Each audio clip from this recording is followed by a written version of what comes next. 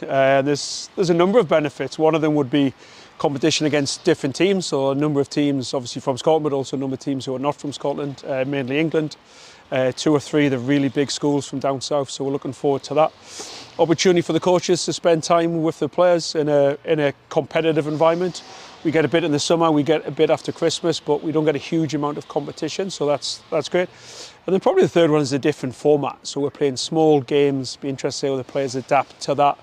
The coaches I know have been going after sort of different tactics to play that type of game. So all in all, it's really beneficial. It's an important part of the calendar for player development in Scotland. It was a really good 2 days up at the school. We went to school at Merkston. Really good rugby. I think the best memories were playing against the English teams, because here obviously in Scotland you just play against other Scottish schools, and I thought one of the best experiences was playing against other schools that have play a different style of rugby. I thought that was a really cool experience. Yeah, it was a real great experience, really high pace. That's what I really enjoyed.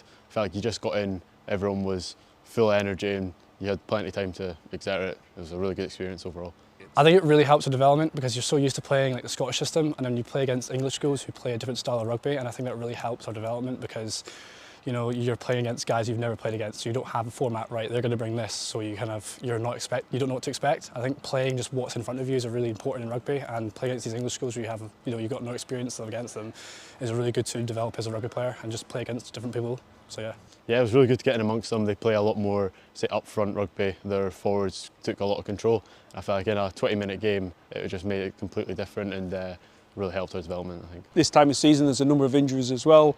1 or 2 people are prioritising playing elsewhere, so some of the players, the older players, they'll prioritise playing it at the senior clubs, so there's a number of players who are not available. Yeah, it's a great opportunity to get other players, mainly the younger players, into that environment, have a bit of a look at them. And yeah, it's going to be exciting, isn't it? Players from different regions playing against each other. Last year, Burramure against the sort of Edinburgh Reavers was a fairly tasty game.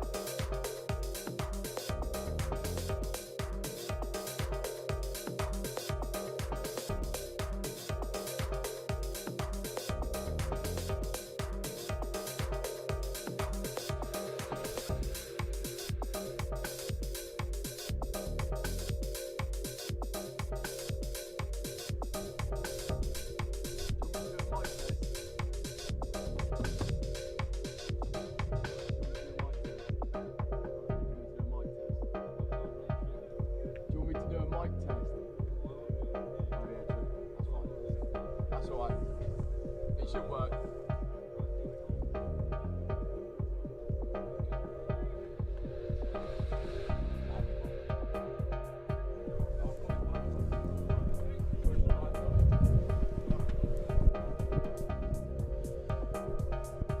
One, two, one, two, one, two.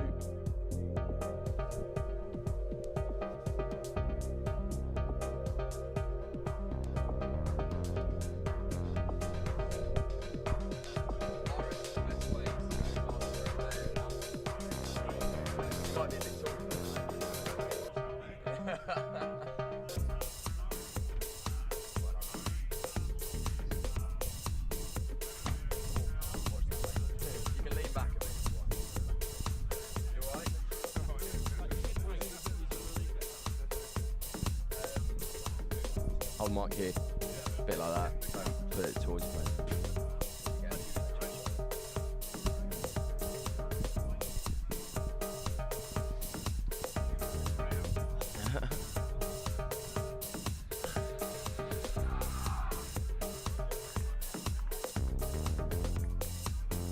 Let me know when we're live, yeah? Let me know when we're live. Oh, you don't know? Okay, that's fine. That's fine. Welcome back to the second day at Merchiston Castle Under-18s Rugby Festival. We're here at an absolutely wonderful day. Sun's shining.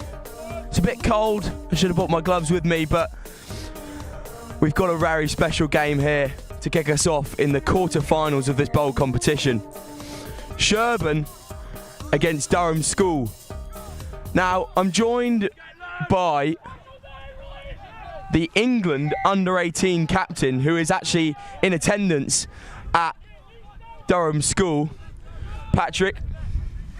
Yep, happy to be here. Nice for it to be a bit drier than yesterday. So, Patrick, not the best of results yesterday and not the ones that you were looking for, but what was the general message kind of instilled within the boys when you rocked up this morning or even last night? Well, we just thought we didn't make a 3-hour trip to lose every game of the tournament, so we just want to see a big response from the boys after the disappointing results yesterday. So hopefully go at Sherburn this morning. Good stuff. Just to clarify, this is Patrick Hogg, who is the England Under-18 captain. Now, Patrick, I'm just going to pick your brains about one of the players that I spotted out who's actually currently on the ball now, and a wonderful boot that is. AJ Edwards at 10, what do you think he brings to your team? A bit of flair, like he likes to demand us around the pitch. I'm sure he might get his fancy footwork out soon enough. There we go. But yeah, really good boot as well. Hopefully just march us up and down the pitch. Yeah, I definitely saw that a bit yesterday, and a lot was entrusted up to the boot of AJ Edwards. Yeah, yesterday, I mean, that result against Mount St Mary was crucial, but you did show a lot of fight in that game, I thought. Yeah, we thought we done well. We came on the wrong side of a couple of close games yesterday, but we thought they were all winnable, so that's what was more disappointing for us. Like, it's okay if you get beat by the better team, but yesterday that wasn't the case. Yeah, I mean, coming up against a strong Sherburn side here today, having beaten Barnard Castle. Great steal there. Fantastic steal. And Durham back on the ball now. Both teams coming out with a lot of intent today, as the ball just goes awry there. Number 13 picking it up quite well, Lewis Myers. Oh, is that Lewis Myers, Lewis? Dan Cassie. Dan Cassie. Shirt numbers have been swapped around today. Right, okay, interesting. There's a long kick, box kick goes up to the number 15 for Sherburn. Hands off to number 14, Rory Gledhill. And that's a big steal there, fantastic from the number 5, Andrew Sinclair. Out the back to AJ Edwards, who will play. Out to Lewis Myers Lewis, I think that is. And he's beaten a few there and gone down, but he's still on his feet. And just an injury there, unfortunately. But as we can see, Patrick, both teams playing with a lot of intent here. They obviously want to go out, and we see the boys G'ing each other up there. It obviously means a lot, doesn't it? Yeah, like I said before, we came here this morning to send a message, and the boys look like they're ready to play. Yeah, that's definitely true. Oh. So this is the quarter-final of the Bowls here today. Each team will have at least 2 games today. After this, we have another great game of Glasgow Caledonians versus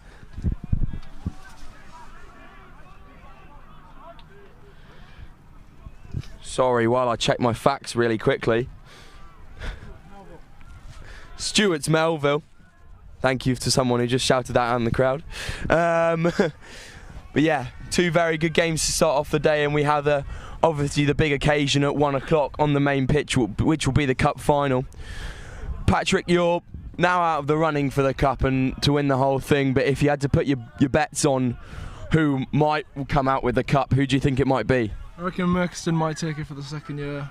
Last year we had a pretty close encounter with those boys in the semi-final, beating the last play of the game, but still a bit sore after that loss last year.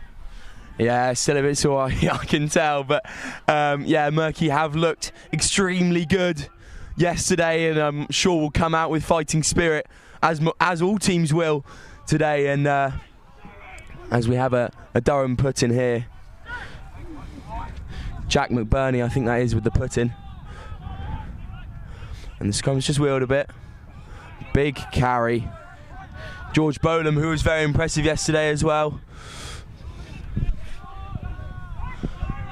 And Newcastle just probing this Sherburn defence, see if they can find any nooks and crannies to get through.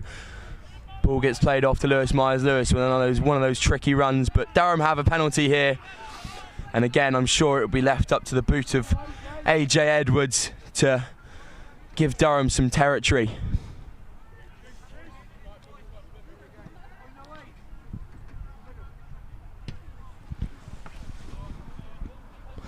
And it hasn't quite gone there, which is something we don't really see from AJ Edwards, but he will be underneath the ball here, see if he can do something else. Goes to the boot option again. Little chip and chase. Almost gets there, ball bouncing around. Sherburn have recovered and now tried to play out just in front of their 22. Ball goes to Kerr, who fumbles. A lot of Durham pressure there. That was fantastic. Very, very well played from AJ Edwards there. Yeah, it looks good. AJ's good with the boot and good under the high ball. So he plays 15 for Falcons actually. So 10's not his normal position, but obviously he looks pretty comfortable there. Yeah, good stuff, good stuff. And it'll be good to see today what he can bring and how he's organising his troops as he struts just to the left of the scrum there, ready for this big defensive set. Scrum down. Edwin Langley, who impressed yesterday with the put-in. And a big shove from Durham. And Bolam picks up from the back of the scrum. Strong leg drive there. And the ball is placed again. And it's a good carry there. Durham, again, just applying a lot of pressure here. Back at the back to AJ Edwards. Now Lewis Myers-Lewis. Again with another good run. Been popping up in some really good positions today, Lewis Myers-Lewis. Good done. And Durham in a very good position here. Can they make it? Just a couple yards off the line now. Goes out wide. Can he beat his man? Down. And we think it might be down, but maybe just short. Forwards piling in now. Can Durham make the most of all of this pressure that they've applied to Sherburn early on in this half? Another big set. And a try for Durham. There we go. Durham capitalising on all the pressure they've set on early. And a big try there. I think it might be Matthew Hogan that stuck it down. Matthew Hogan, we think, from the Durham representative I have in the commentary box with me, we think, as again we are on the right side of the pitch, and that was scored in the left-hand corner, but really, really good play from Durham there. Yeah, really good to see. Another good run from Louis to get that little half break, and then some good pick and goes from the forwards. Got some big ball carriers in there if you look closely. Tom Thurkel can get over the gain line. But really good play. That's what we struggled yesterday with, just piecing phases together. It's really good to see that we can do that early on. Yeah, I definitely thought so, and from what I saw against Mount St Mary, there was a kind of a lot of pressure applied, but not able to just get that final push in, and we showed it there today. And good 5 or 7, oh no, only 5 points on the board. Unlucky there from AJ Edwards off the tee, but really good to get some points on the board early, don't you think, Patrick? Yeah, really good. That's what we struggled with yesterday, just getting the ball over the line. Like, we had a lot of pressure, like you said, and we just couldn't actually convert into points. That's what we spoke about last night and on the way here, just how many tries can we score and can we do it with a smile on our face. That's all we like to hear. Smile on the face, everyone enjoying their rugby as Sean will Kerr will kick off for Sherburn School. And Kerr, the captain today, as he was yesterday, playing at 10. And Durham have recovered, and it goes off the boot of AJ Edwards with a lovely spiral there. Will be hard to get under, but well recovered by the Sherburn number 8, Ali Reid-Thomas. And Sherburn just testing the Durham defence here, seeing what they can muster up. Langley out to Kerr, and it's a good little bit of play, but intercepted well by Durham, and a good little offload as well. Good bit of ingenuity there, and penalty to Durham as well. Fantastic D-set there from Durham. Your boys must be really happy with how the game's going so far. Yeah, good start, really good start, fast start. That's what we wanted, just to get out the blocks. It's really good. See if this makes touch. Yeah, no, not too much juice on that from AJ Edwards, but ball still goes into touch, and now it will be George Fishwick to throw in. Go on, I've heard there's a fact about the hooker who's throwing in currently. Go on, Patrick. This is his 5th week playing hooker. He was on the wing last year for us in the first team. So that's a good fact, isn't it? The hooker for Durham School used to be a winger and now is chucking in at the line out. But we see Sherburn now really pushing on. Can they make something of this? Another big carry there and a good clear out. Langley to Kerr again. And a big shot there from the Durham defence. Langley, Kerr, as we will be saying for most of today, those two linking up very well for the whole day. Ball spills out. Penalty to Sherburn. Just a tad unfortunate there. I think it was hands in the ruck. In one of those situations, you hear the referee, you've just got to get your hands out. And Sherburn, interestingly, are going for the points, and it will be Langley off the tee.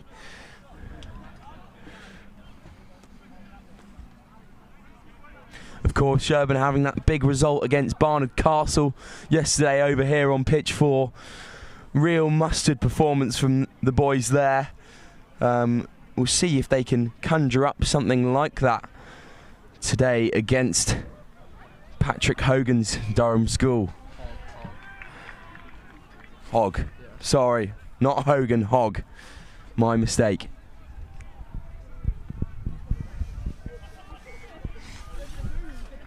Langley with the boot.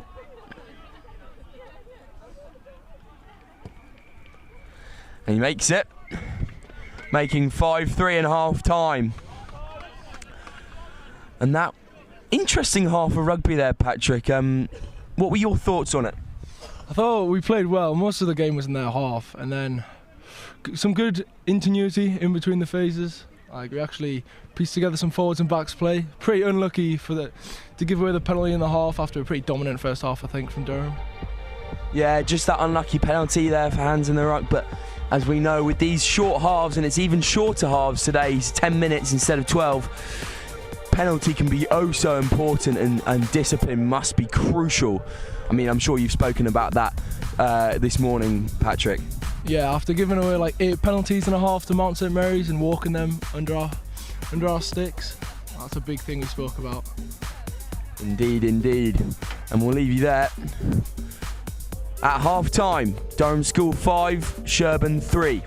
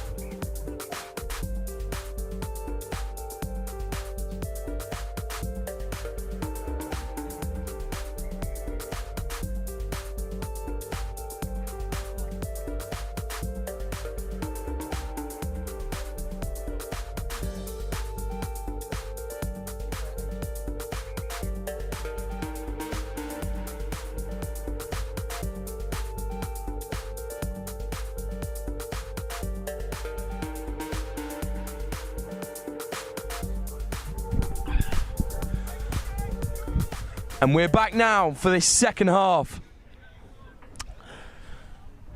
Durham School 5-3 ahead of Sherburn School in this opening game of day 2 at Merchiston Castle Under-18s Rugby School Festival. And it will be a box kick from Langley here for Sherburn. Just getting the blockers in. And a good catch from the coach there. And he's still got hands.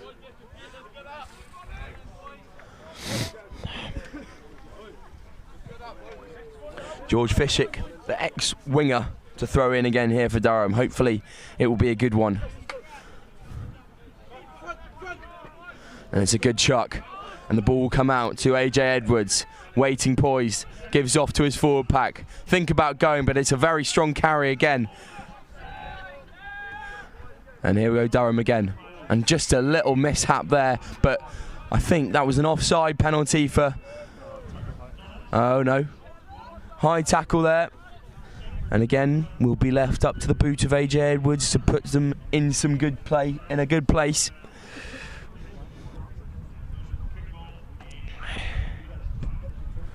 It's a large boot there from the 10 from Durham School. And Durham with a lot of height. Obviously you have George Bolam in the back row, who's 6'2", 6'3", maybe 6'4". 6'4", adds a lot of height into that line out. Definitely have a bigger, taller pack than Sherburn School here today. So that obviously adds something into that mix of the line out, but just spills out there. Durham receive the ball. And a hard line in comes crashing in from Durham. And it'll be span out to Edwards. Chooses the boot option. And it's a good crossfield kick. Will he get there? He will, but he's just offside, unfortunately. That was a great bit of thinking there from the young 10. Just unfortunate there, Patrick, but is that a thing that you try and incorporate a lot in your games, that little crossfield kick option? Yeah, we scored a nice one yesterday on the main pitch, just a grubber through from AJ, and then Jackson Madral got on the end of it and went the length. You know, if the space is there, just take it. Yeah, definitely, and you see that kick option being used so much more in schoolboy rugby, definitely since I've been at school, but it was a good option there, but just unfortunately didn't work out for Durham School, who are still 5-3 up and looking to make some more points. And we have a line out here for Sherburn. And it goes up. Langley will break, and it's a good tap tackle. Forwards will carry it. Oh no. Kerr out to his forward pack. Good tackle from AJ Edwards coming off the line. And unfortunately, I think Myers-Lewis was just into the side there and off his feet. And it will be Langley to take it off the tee again to put Sherburn School up. Again, Patrick, we talked about the penalty count today. There's another case of that, and if Sherburn score here, then they're in the lead. Yeah, I know, silly penalties really. Initially it was good, but then I think you just got to listen to the ref in that situation, really, don't you? He's telling you to go roll away, so just listen, and it just gifted them 3 points in front of the sticks here, really. Yeah, very unfortunate there from Lewis Myers-Lewis, but showed good intent to get into that ruck, just maybe didn't hold his body weight properly. And the kick is good from Langley, which puts Sherburn 6-5 up in this quarter-final of the bowl. AJ Edwards to kick off again. And it's a good kick here, and competition by Bolam there. And penalty for a knock-on there for Durham. Huge there. This gives AJ Edwards and his back line a massive opportunity to play here. Some big boys out in that backs line. It was 6 first half. Billy Hutchinson, I've just heard, has been playing 6 and now have been moved to 12. But a huge shove from Sherburn comes to no avail. AJ Edwards will sling it off just out of the hands. And this is Bolam, I think. No? Ethan Rennick, sorry. As we say, the shirts numbers have changed overnight, but we'll continue to do our best here at Next Gen as Sherburn get a turnover, crucial turnover in their own territory. And just a missed opportunity there for AJ Edwards in his back line. Really, as we talked about in the first half, Patrick, you've really got to capitalise on these opportunities with short halves. Yeah, only 10 minutes and you don't get a scrum in that position often. And I don't know, I've just heard the coach scream for AJ to attack the line. If he backs his pace and works his feet, it's a tricky character to tackle, so it'd be nice to see him back himself next time he gets the ball. Yeah, definitely there. I do agree, Patrick, and maybe should take the ball to the line a bit more, and maybe there might be an offload there for them, but a little goose step there from the number 2 as the ball comes over the back of the line out. Now Durham can play. Bolam on the wraparound. Gets tackled there, but good play, good intent play from Durham as the ball just gets knocked on by Jack McBurney there, very unluckily, but again, good play from Durham, showing some spark as they really have been roused by this 2 penalties that they're given away, which leaves them behind in this game.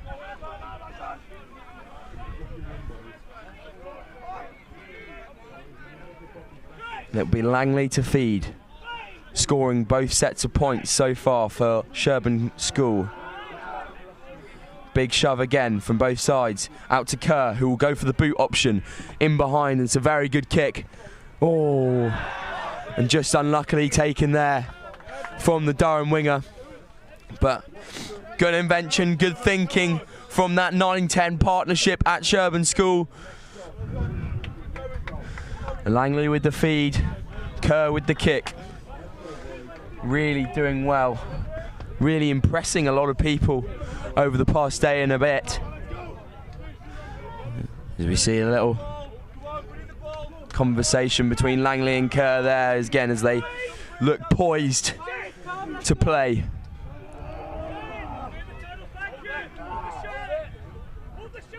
Langley to Kerr. Out the back again. This looks very promising from Sherburn. And a huge tackle on the outside there. Really good spread defence. Strong carry from the number 8, Ali Reid-Thomas there, who's been very impressive over the past few days. And a big ball from Kerr. Goes a bit awry. Louis Myers-Lewis has stolen the ball there. Now AJ Edwards can play, spins it out. And a huge tackle there on the number 19. Is that Dan Cassap out on the width? That was Matty Jones. Matty Jones just couldn't be able to beat his man on the outside. I'm really sorry, but we have the Mount St Mary's boys doing their pre-game ritual behind us, so you might not be able to hear my voice.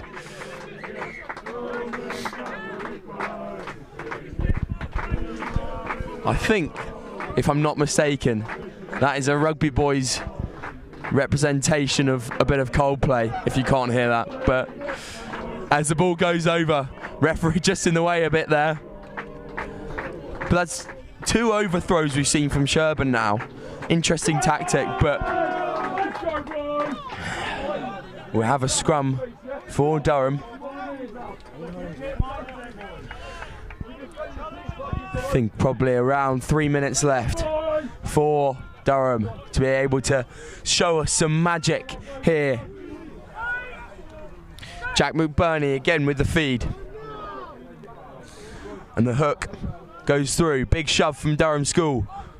AJ Edwards bringing it to the line. And knocks over one. Goes past another. And now the ball shall be quick. Another big carry there from Durham School. McBurney will play out again. But and the referee has given them another 10 as well for talking back, which again is, we talk about discipline, Patrick, and I'm sure, what would you be saying to these boys right now after they've just received this loss? But I mean, discipline really let you down here today, Patrick. Yeah, 2 penalties and then 2 points kicked over. Like, that's just pretty silly. And then getting marched 10 just sums the match up, really. Yeah, very unfortunate for Durham School here today, but Sherburn will come out with the win. Durham School showing a lot of fight, but Sherburn just capitalising on those crucial points, and Edwin Langley kicking over 6 points for Sherburn School. In the end, it finishes Sherburn 6, Durham School 5. Good luck, mate. Where's your next tour to then? For England.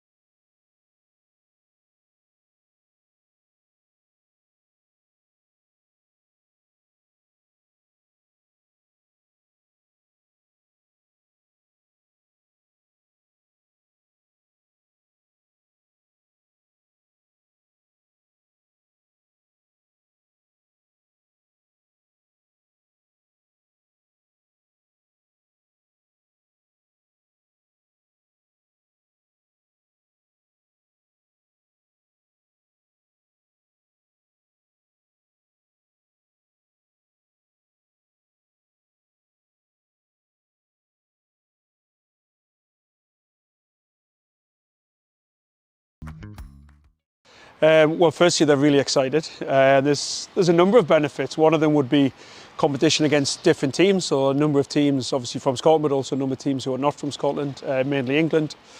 2 or 3 of the really big schools from down south. So we're looking forward to that. Opportunity for the coaches to spend time with the players in a competitive environment. We get a bit in the summer, we get a bit after Christmas, but we don't get a huge amount of competition, so that's great. And then probably the third one is a different format. So we're playing small games, be interested to see how the players adapt to that. The coaches I know have been going after sort of different tactics to play that type of game. So all in all, it's really beneficial. It's an important part of the calendar for player development in Scotland. Well, it was a really good 2 days up at the school. We went to school at Merkston. Really good rugby. I think the best memories were playing against the English teams, because here, obviously in Scotland, you just play against other Scottish schools, and I thought one of the best experiences was playing against other schools that have play a different style of rugby. I thought that was a really cool experience. Yeah, it was a real great experience, really high pace. That's what I really enjoyed. I felt like you just got in, everyone was full of energy and you had plenty of time to exert it. It was a really good experience overall.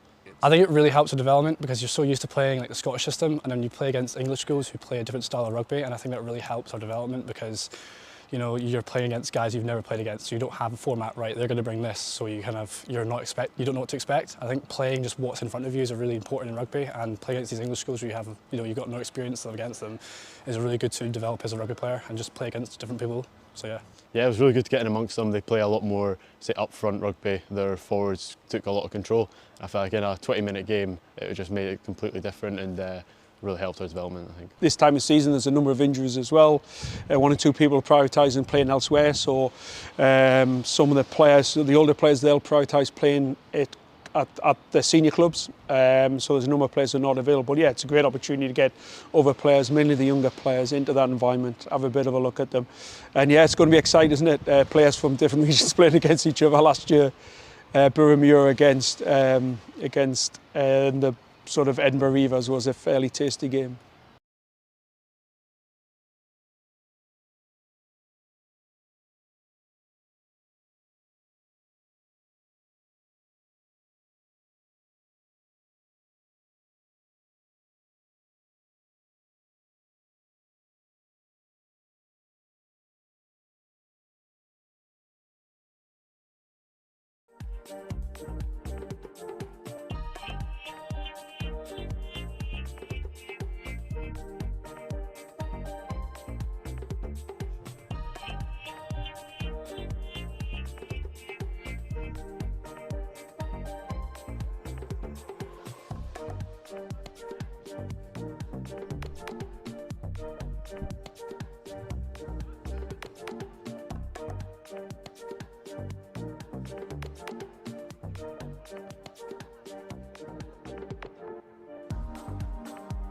So what time's kick-off?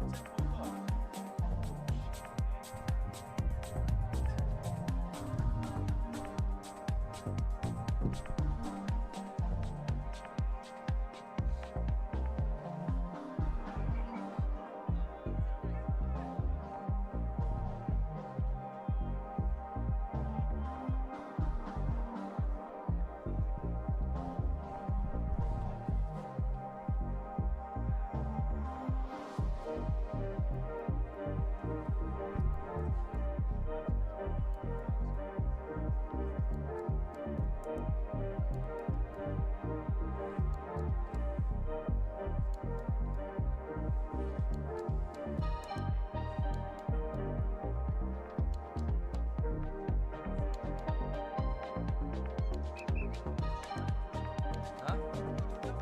No, wait.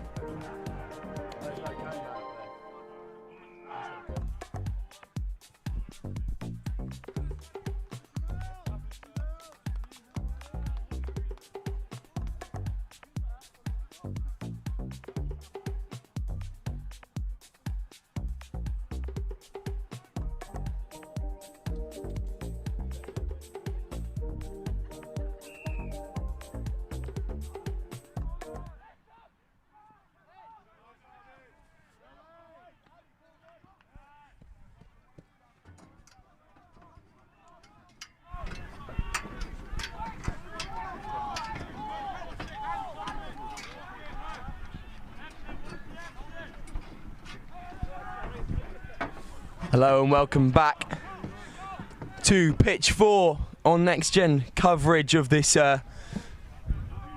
trophy quarter-final.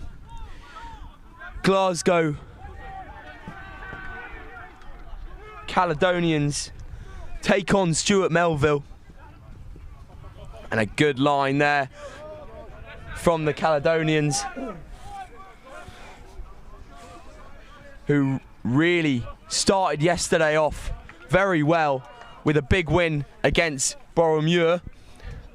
14-7 that was on here on pitch 4. We definitely saw a special spark from them.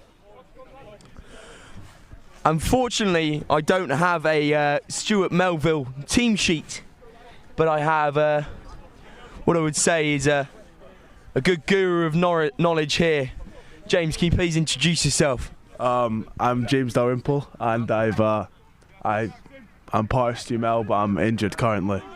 Fantastic. So, how have Stuart Melville been getting on in the absence of you, James?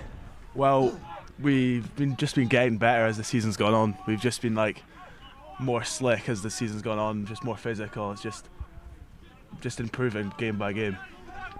Fantastic. And how is what was the message that was instilled to the boys yesterday when you went back to your accommodation, or even here this morning? Well, it's just like we just go out there, just play our game, just do what we need to do. Just don't go down to the level of anyone else, and just go out and play. Fantastic. Yeah, just play your game. It's a good message to send. And these boys, I haven't seen much of them actually. Who would you say your standout would have been over the past few games from Stuart Melville? Well, Oliver Anderson, he's a big physical player, and Callum Jessup, his coverage in the backfield and just his skill set in general is just very good. There we go. Heard it here first as we hear the Caledonians going down this width and just bobbles out of the pitch. This Caledonian side, a lot of good potential in it.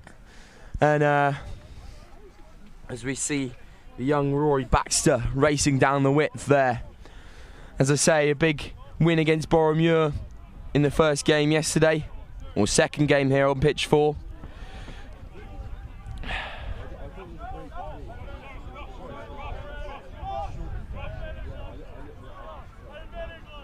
Obviously, the Caledonians, as well as the Reavers, the Edinburgh Reavers, who we saw play here on pitch 4 yesterday in that stellar game.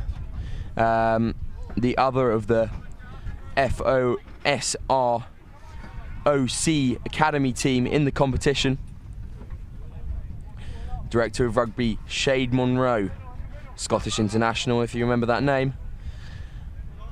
This ball comes out to the 12, Harvey Preston, who impressed here yesterday on this pitch. And a good break here from Jackson Rennie. Caledonians really applying the pressure to Melville Hill, but the ball spills out. Just a slight knock on, I think, and it will be a scrum down.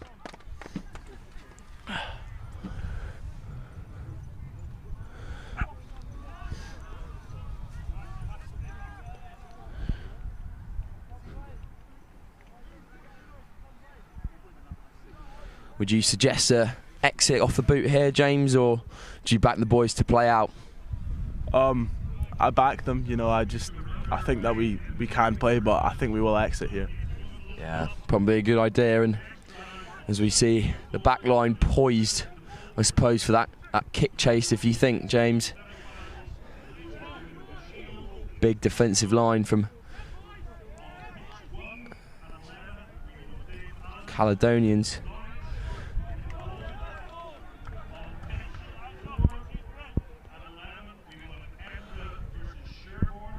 Just a slight lull in play here as we have the scrum reset. 9 and 10 just having some words.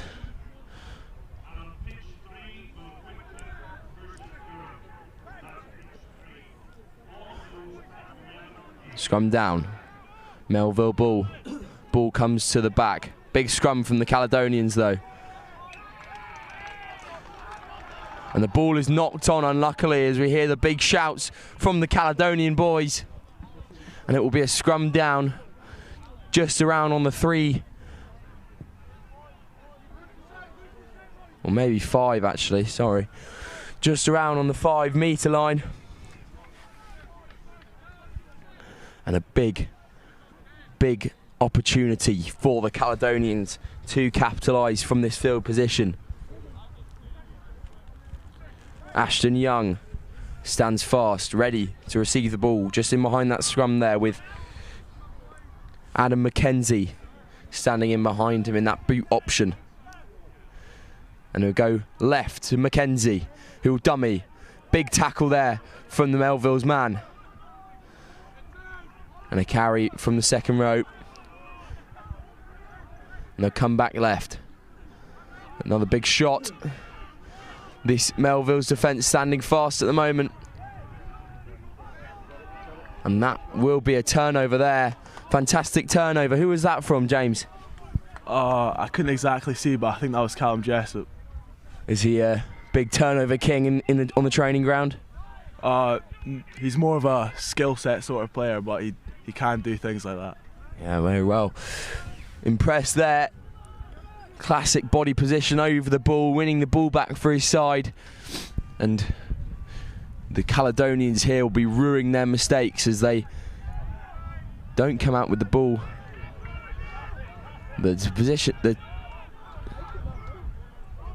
And we have just had the decision turned over.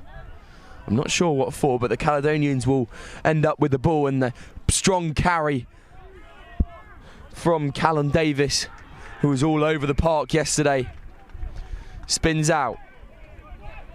Ewan McGovern driving towards that Melville's line, and it will go over for the Caledonians. Big 5 points there for the academy side.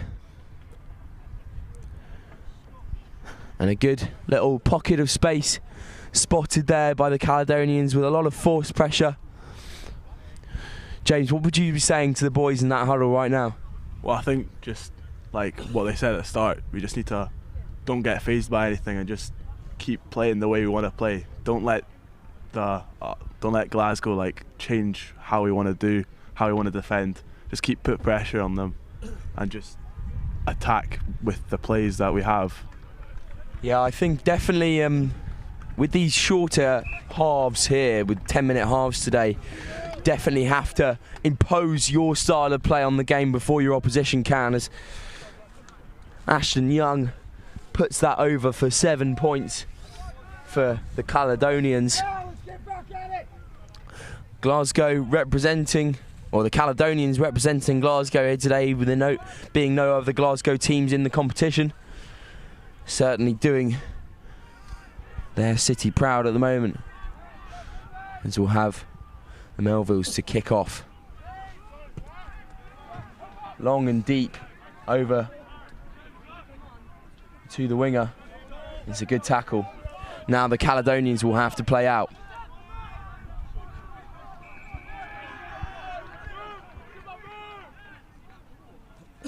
Good out the back option, and the Caledonians will go, and just unluckily slipped out of the hands of the Caledonians winger. And that's a half there. Very timid approach by both teams, kind of just testing the waters. Obviously we had that try for the Caledonians there at the end of that first half. And when that try came from the number 3, Jackson Rennie. But again, just not really got into the game that much, the Melvilles, yet, James. Yeah, I mean, we've not had the ball as much as we would want to have the ball. We've not been able to play, but I mean, considering how long we've been defending, I think that 7-0 isn't the worst thing that could happen by this half. Yeah, definitely. 7-0 will be a triumph. A good defensive set from Stuart Melville's there. And we'll go into the half. Glasgow Caledonians 7, Stuart Melville's 0.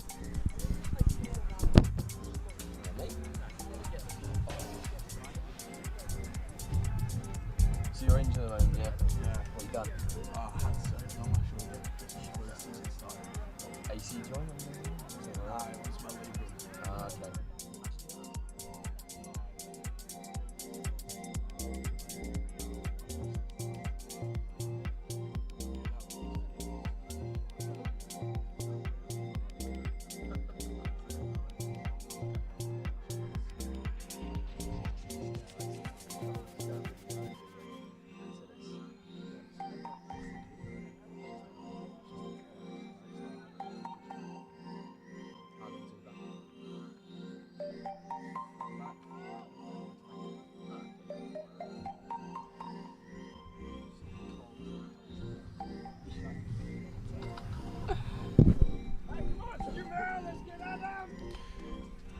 And we are back for the second half.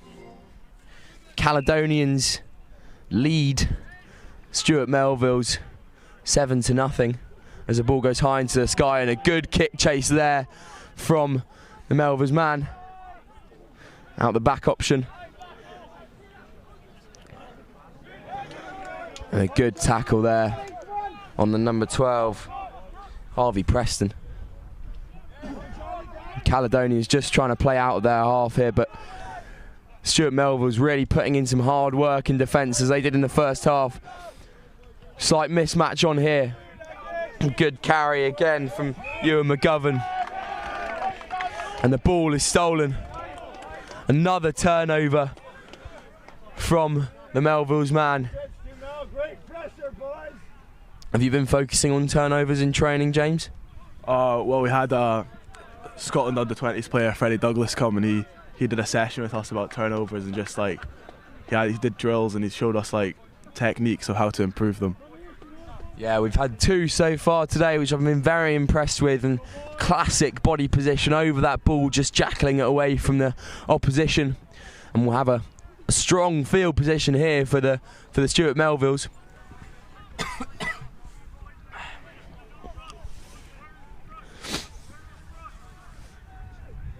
Attack line, poised, waiting for that ball. Comes off the top, over to the 10, hits the forward pack. Good shot from the Caledonians, not beating that gain line. They will try again though. Out to one of the backs. Another penalty through the side of that ruck from the Caledonians man. That was Ashton Young just getting it tad wrong at ruck time. And the Melvilles will tap and go here, trying to drive towards that line. And a smart set play. Big carry there.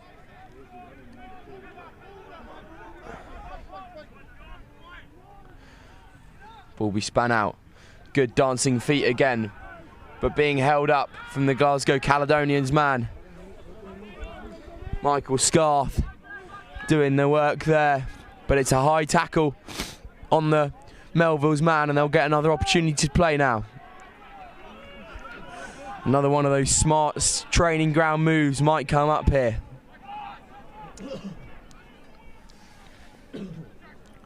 Or not, they will go for the corner. Again, another big line out for the Melvilles to try and get back into the game now.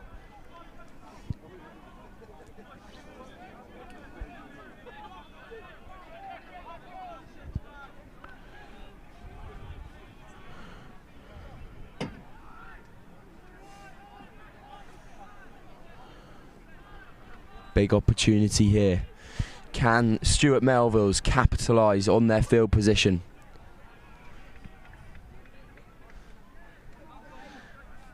Staggered attack line here as the ball goes up into a maul. Balled at the back. We hear cries of heave from the sidelines.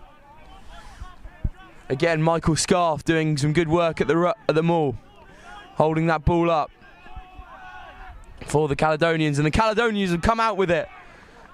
Josh Proven has turned that ball over, and now the Caledonians will play. A slight knock on there. Copious amounts of pressure here, James, and surely the boys have got to get over the line soon. Yeah, I mean, this is an ideal time to convert some points. That's will be the big focus here. Will be get this scrum, win the scrum, and then do our set play off it and just try get over, and then that'll set the tone for the rest of the match. Yeah, definitely true, and a big scrum for both sides here. Obviously, Caledonians protecting that precious 7-point lead, but the Melvilles are knocking on the door. The feed will come in. Ball at the back. 8 takes. Cheap offload. Ball is just a couple of yards off the try line. It will go. Another big shot from the Caledonians. It's being held up currently. Still a couple yards off the try line. And a big carry.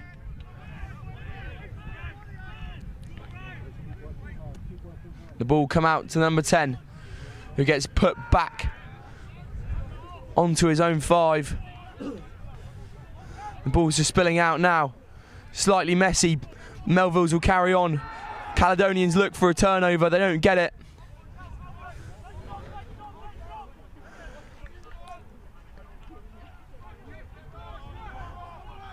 Big leg drive there. Strong, powerful leg drive from Melvilles man, and they'll go again. Just working out from that ruck, but these Caledonians stand strong.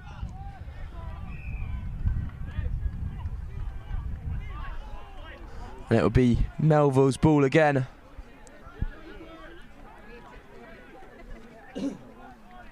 Another tap and go might proceed with another one of these nifty set play moves as the ball gets shift right. And the ball is just short. We hear celebration, but now I think the ball has just been knocked on there, and the Melvilles will be ruining their opportunities. Ball gets kicked out from the 22. Just ball scrambling and bouncing around there as the Melvilles try and set quickly.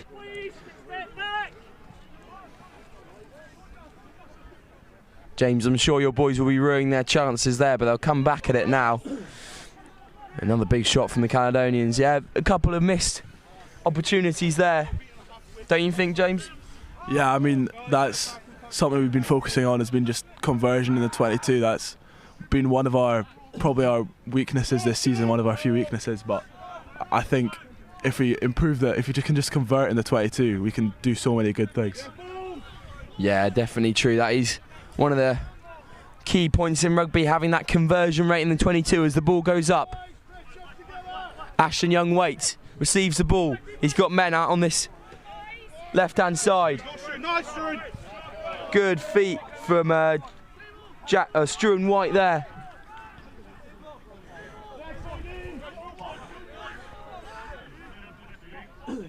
Ball come out to Young again. It's a good boot there, out to the width. And a great offload. And it's held up. No, try time for the Caledonians. Fantastic bit of ingenuity from Adam McKenzie at fullback to see Rory Baxter out on that width and just boot the ball over to him. He then gave a very good offload off to Harvey Preston, who dotted the ball down, much to the tries of the Stuart Melville's boys. I mean, it must be so disappointing, James, now having been on the Caledonians 5 metre line for the best part of 5 minutes and not being able to convert. Yeah, I mean, but that's what the game is at the end of the day. If you don't convert your tries, you're going to get punished. It's just, that's sort of how it goes. Yeah, it's very true and very disappointing there for the Melvilles, but good bit of play from the Caledonians on the break as they receive that try there, putting them 12 points up against this strong Melville side.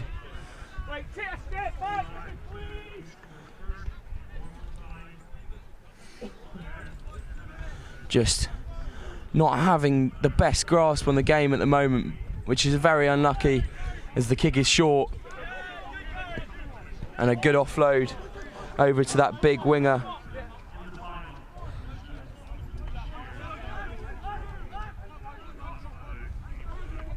And the ball we played out to Young.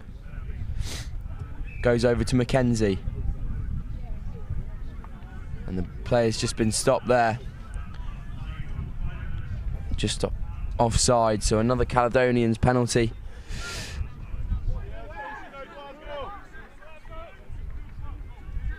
Caledonians really bossing this game at the moment, much to the dismay of my co-commentator, who's looking on with Rue. It's a good kick from Ashton Young again, as he puts them deeper into Melville's territory.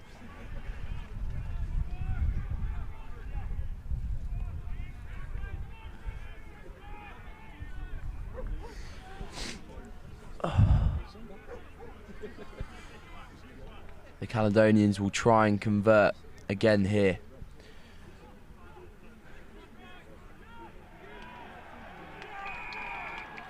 The ball is thrown in just over, but a slight knock on and a knock on again. The Caledonians with the advantage. Ball will be played out to Ashton Young. Goes into the pocket. Harvey Preston with some good yardage there. Ball is picked up. Couple yards short of the line now. Forwards just trying to drive over there. Mackenzie, here's Young.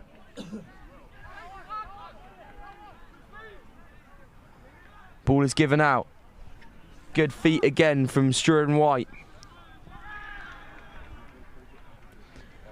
Rumbling, bumbling line there from Jake Patton.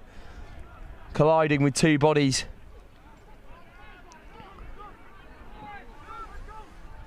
The ball spilled out. And that is full time. The Caledonians take that victory in their stride. 12-0 to the good. James, what are your thoughts on the game there? I mean, I said it earlier, but I mean, we just needed to be a bit more clinical that game. It sort of came back to bite us, just being right on the try line and just not converting, and then they go to the other end and score. It's just a huge momentum swing. Yeah, definitely, and I'm sure the Melville's boys will be ruining their missed opportunities there, having been on the opposition 5 for about 4 or 5 minutes and not being able to convert. Very disappointing from their aspect, but a really, really good showing from the Caledonians, who look extremely strong in this tournament setup. We'll leave you there. Caledonians 12, Melville's 0.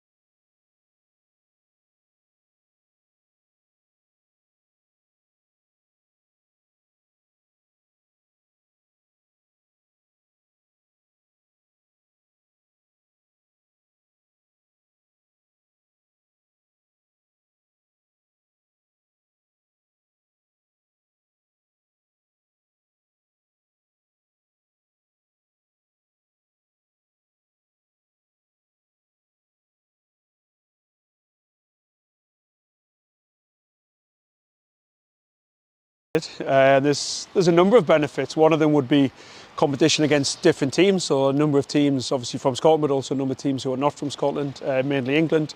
2 or 3 of the really big schools from down south, so we're looking forward to that.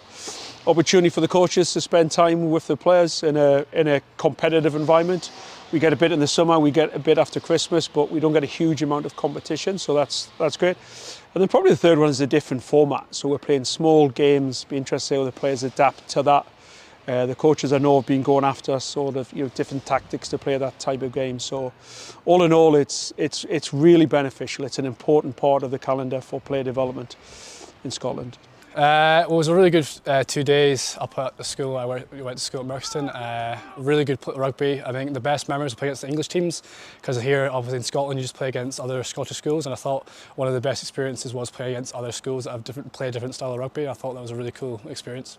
Yeah, it was a real great experience, really high pace. That's what I really enjoyed. I felt like you just got in, everyone was full of energy, and you had plenty of time to exert it. It was a really good experience overall. I think it really helps with development, because you're so used to playing like the Scottish system, and then you play against English schools who play a different style of rugby, and I think that really helps our development, because you know, you're playing against guys you've never played against, so you don't have a format right. They're going to bring this, so you don't know what to expect. I think playing just what's in front of you is really important in rugby, and playing against these English schools where you've got no experience against them is really good to develop as a rugby player and just play against different people. So yeah. Yeah, it was really good to get in amongst them. They play a lot more, say, up-front rugby. Their forwards took a lot of control. I felt like in a 20-minute game, it just made it completely different, and really helped our development, I think. This time of season there's a number of injuries as well.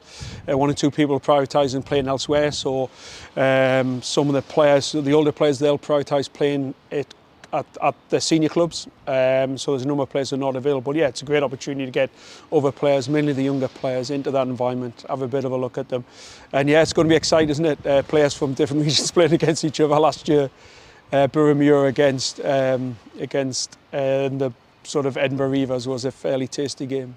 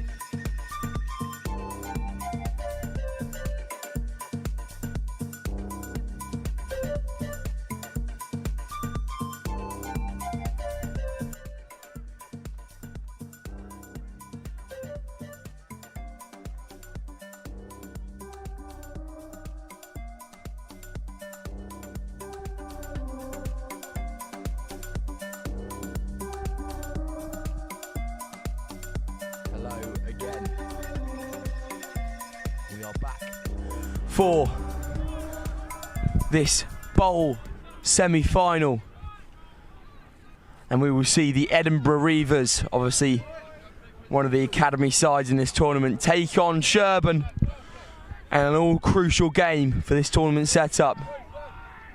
Sherburn having played already once on this pitch today. We saw the mercurial link-up of Langley and Kerr at 9 and 10. But I will tell you something, that Edinburgh Reivers side, as I saw yesterday in the final game, scoring 31 points, they're no side to be messed with. The kick-off is here, through Kerr, and he's called a mark.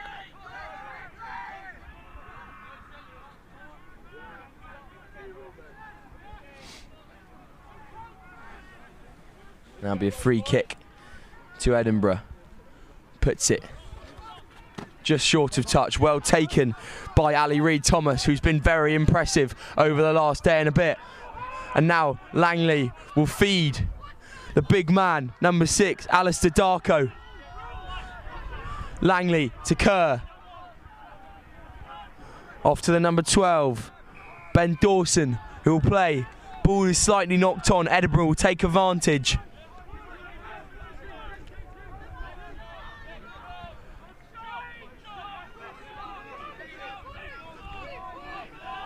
Edinburgh again bruising and bashing their way through his opposition defence. Good hands here, off to Oisin Beard, who played very well in that game and scoring a brace over in the second of pure quality over in that right hand corner.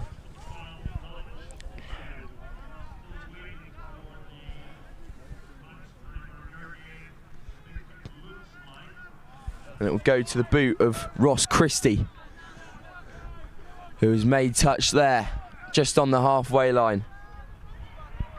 Keir Thompson to throw.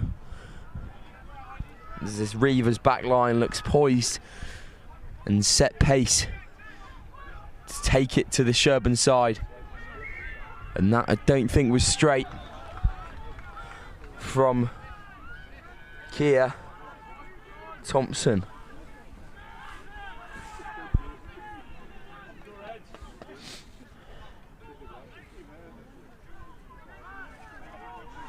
And again, we will have the combination of Langley and Kerr off this scrum.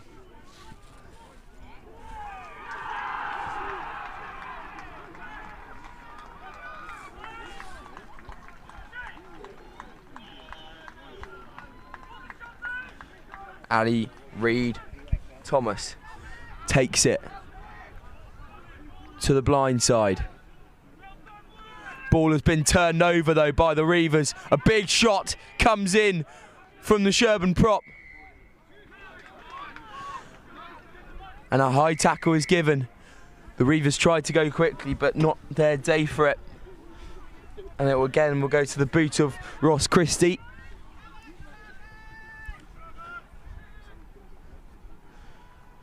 Sherburn looking very strong in that game against Durham School earlier on today, as the boot of Ross Christie goes into touch. Reivers again, if they can get it to this width, and with players like Oshin Beard out on the wide channels, you surely have to back his pace against the opposition winger. It's a good throw. Ball comes down slightly messily.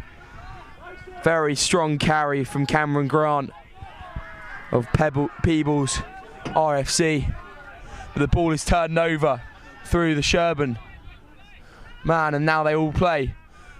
Boot up into the sky.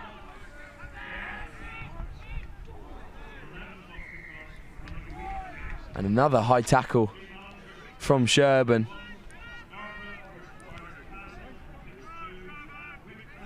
Good idea there from Albie Robinson to put the ball up into the sky.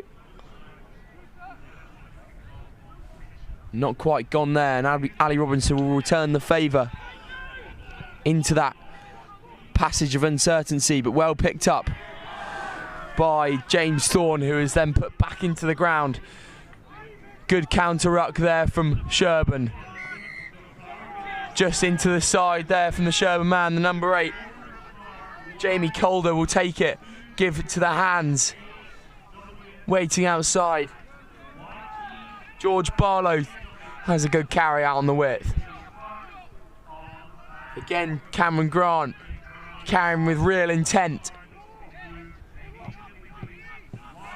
It'll go off to Ross Christie, who will feed his forward pack. Ross Christie again looks for the boot option. Oshin Beard chases and he might get there. What a try that is. Oshin Beard at it again.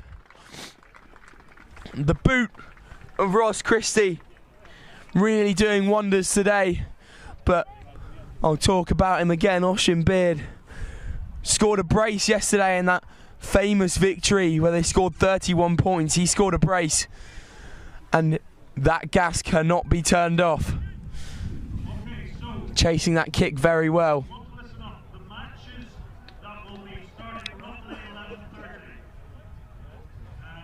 We just have a...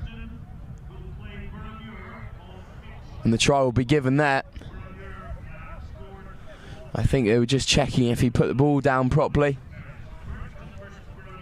But it will go to Ross Christie off the tee. Oshin Beard having a stellar tournament so far.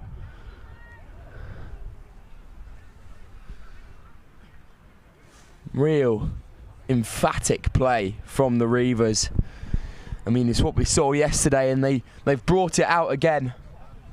That kick going very uncertainly into the middle of the park and then playing their way up. And a good bit of invention from Ross Christie, as we'll see him take the kick here. And he's just missed it, so only 5 points on the board.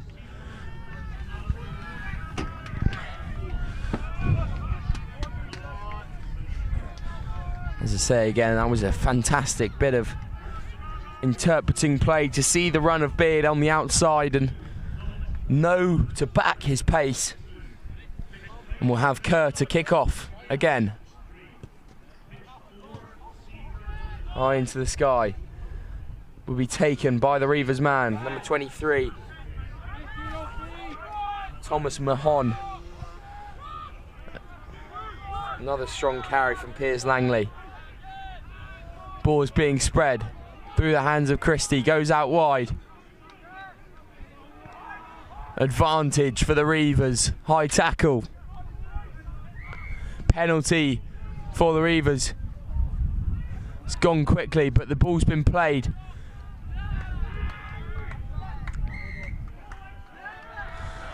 Double roll there, and Langley, Edwin Langley takes it quickly, is what he's so good at doing.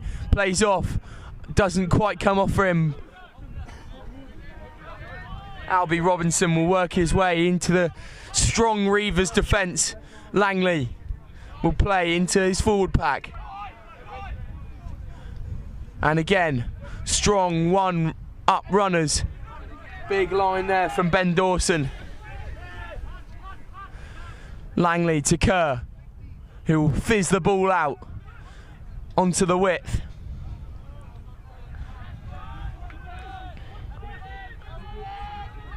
Good bit of footwork there from the Sherburn man. Langley to Kerr, out to Robinson, who plays the ball to Ali Reid Thomas, who is strong in the carry, shrugs off one. Penalty to Sherburn. Offside.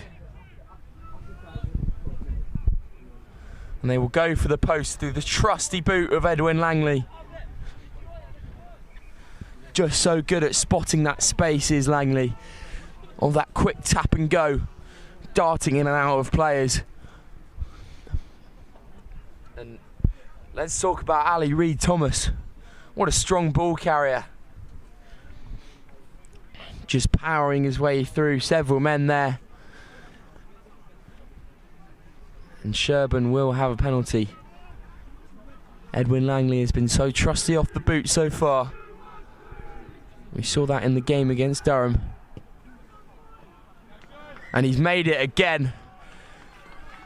Absolutely mercurial point scorer for the Sherburn side. The one they rely on so much.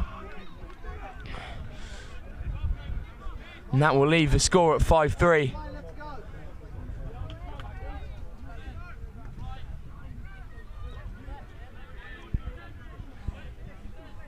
Ross Christie to kick off again for the Reivers. There's a slight delay in play through to injury.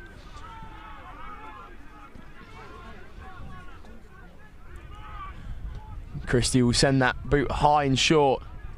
And a big shot from the Reivers man as well. Sherburn will play out now. Box kick coming from Langley.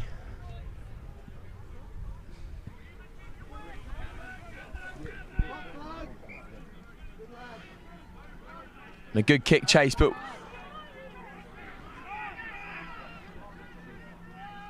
well done from that Reivers winger over there.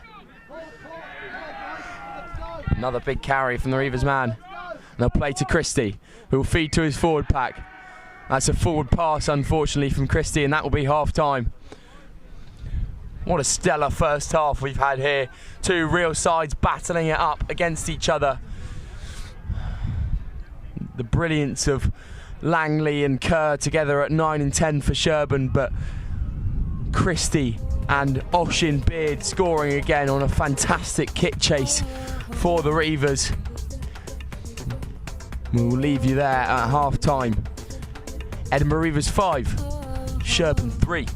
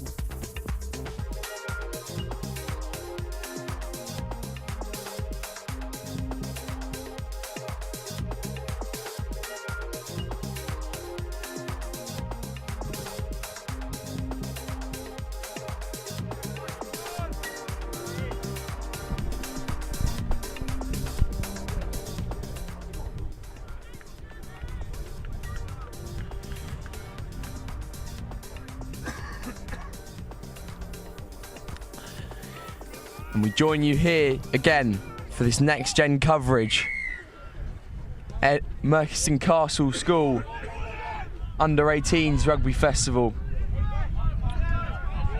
This bowl semi-final. Sherburn take on the Edinburgh Reivers. The Edinburgh Reivers 5-3 up through an Oisin Beard kick chase. Edwin Langley scoring 3 for the Sherburn side as he passes off the base there with great zip and a good carry from Alistair Darko. That combination working again. Langley to Kerr, who boots up into the sky. Receivers waiting. And it's well played from Archie Nash there.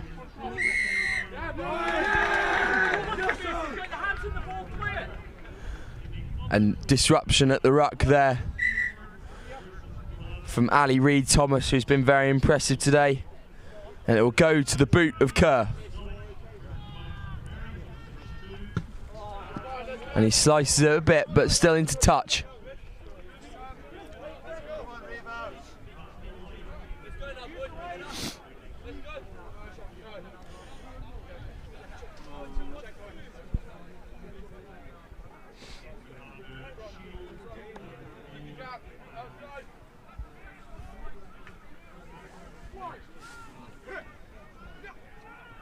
Ball goes up to the back, just knocked forward by the Sherburn side, who'll be ruining their missed opportunity there. It was a good field position, and now it will come down to scrum time. Ali Reid-Thomas leading his forward pack. Will they be able to make a nuisance of themselves here? Cole Pettit again at 9, also very impressive yesterday. A big shove from Sherburn. Pettit feeds Christie, who goes out the back. Archie Nash on this outside, he's got lots of gas. Can he get off to Pettit? He can. Good chain of offloads here from the Reivers, who are looking to bolster their scoreline. Feeds Christie. Goes wide. Out to Calder. And here Jack McClay. Pettit again feeds his forward pack. Pettit to Christie again now. He looks at the boot, not on. Harry Weir on again, who was so mercurial yesterday in that big 31-point game. Christie.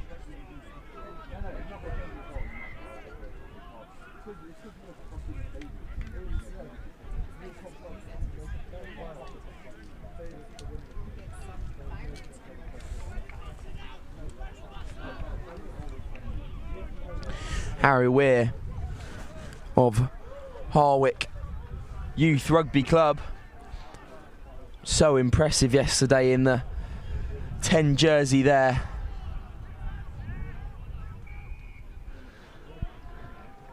I think he's lining up at 13 now, with Ross Christie obviously having a massive part in that first half.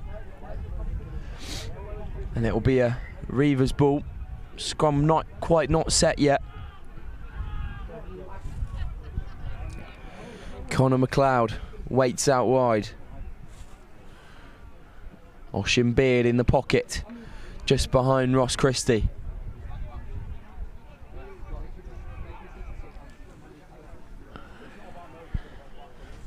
Kerr has set his defensive line very narrow. That's a big scrum from Sherburn, but it's a scrum penalty for driving over the mark for the Reivers.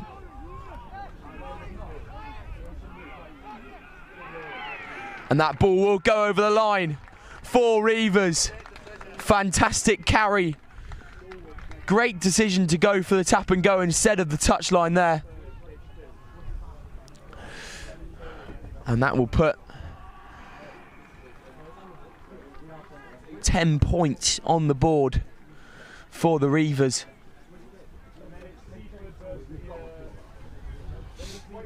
And it'll be up to Ross Christie to convert the extras.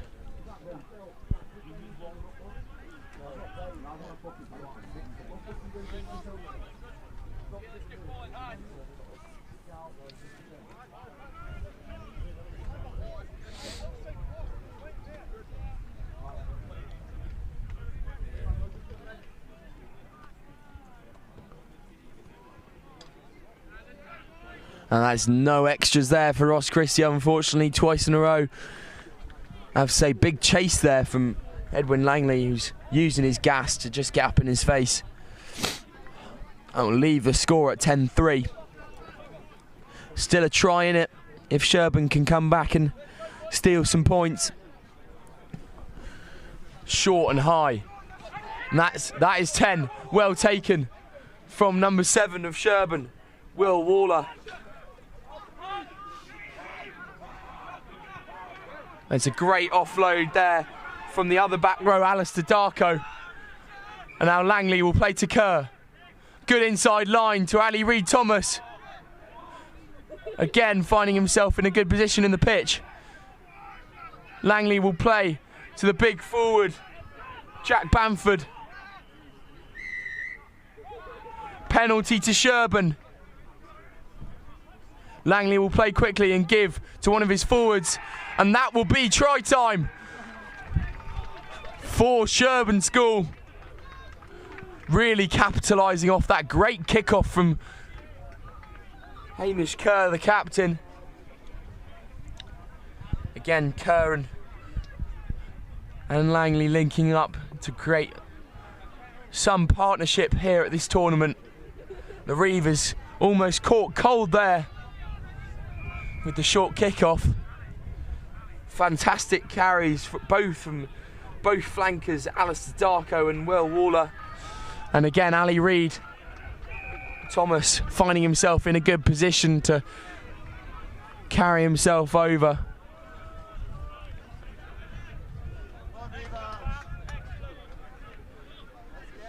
That will leave the score poised at 10-all.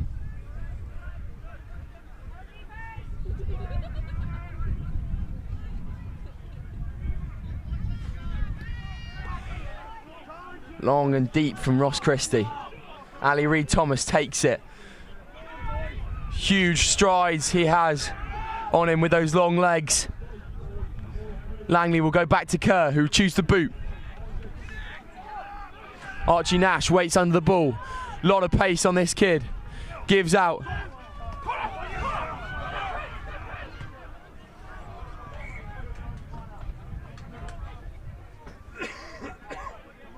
And Connor McLeod, again, one of the other try scorers yesterday in that big game on pitch 4. Fergus Kinneard doing some great work underneath the high ball.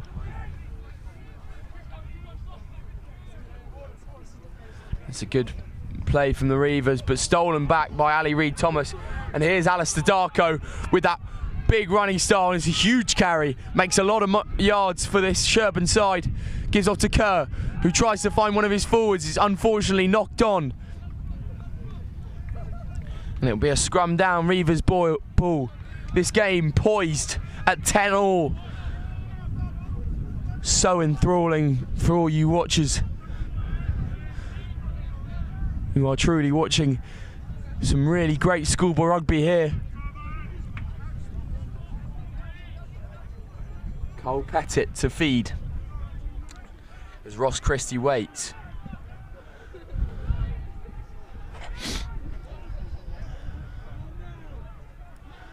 Again, another good shove by Sherburn, but the penalty's been turned the other way.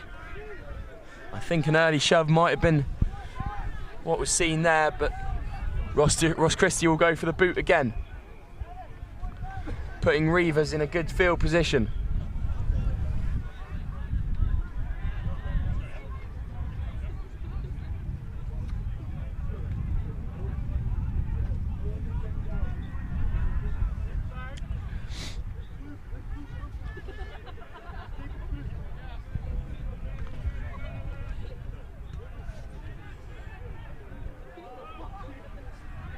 The ball's lost, it's just gone over the top there. Sherburn recover.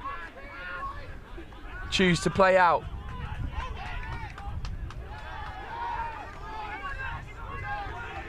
Great turnover there from number 20, Sam Scott. Pettit will feed. And he slipped away from one. As the big man, Andrew Miller.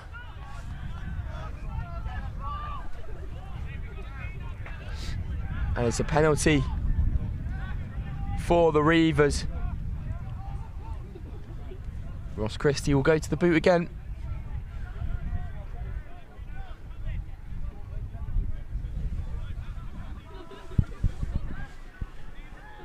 Again, that big forward pack of the Reivers. There's the aforementioned Andrew Miller. You've got Jay Taylor there right at the back, big prop. Ball will go up, the maul will come. Big strong maul.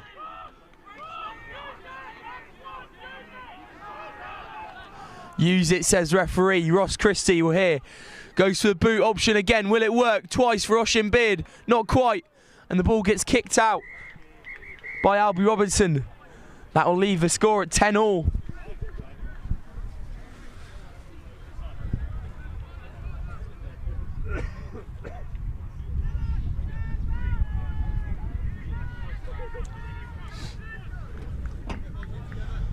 And there will be some extra time now, I think.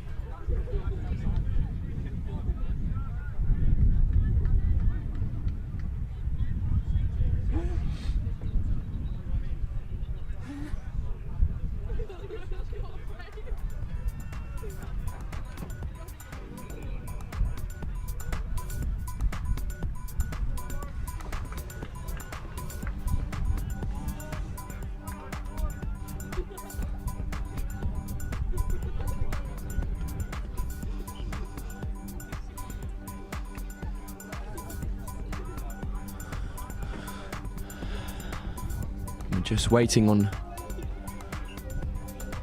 both captains to choose their sides for this extra time period.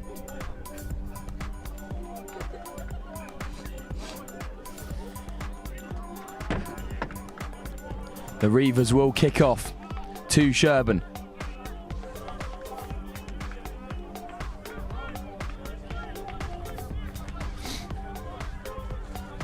Ross Christie and co. looking to capitalise in this short extra time period.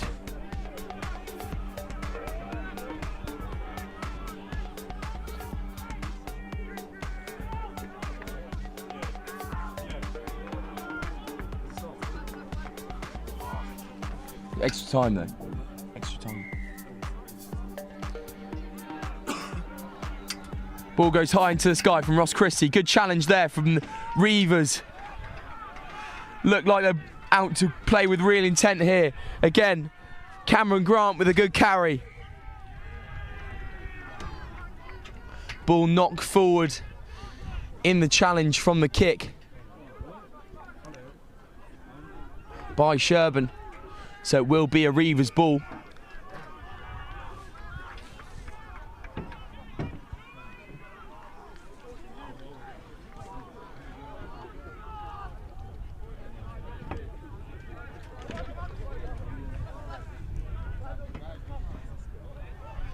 Aidan Smith and Jack McClay wait in the centres for Edinburgh Reivers. As another big shove from Sherburn comes out. It will go to Kerr. He'll look to play. Good line there from the Big 12. Ben Dawson. And I've just had confirmation that it will be golden point. So first point scored. And that makes a hell of a difference, doesn't it?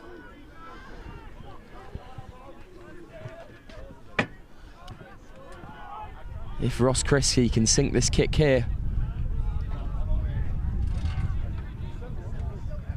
his side will be on for winning.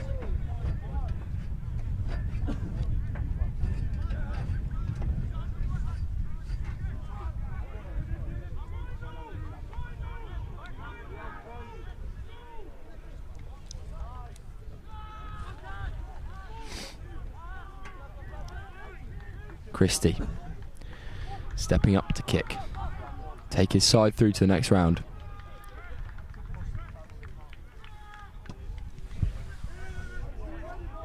And it's just wayward there, so we will carry on playing. Robinson will boot out. And it will be Christie again to use his man out wide.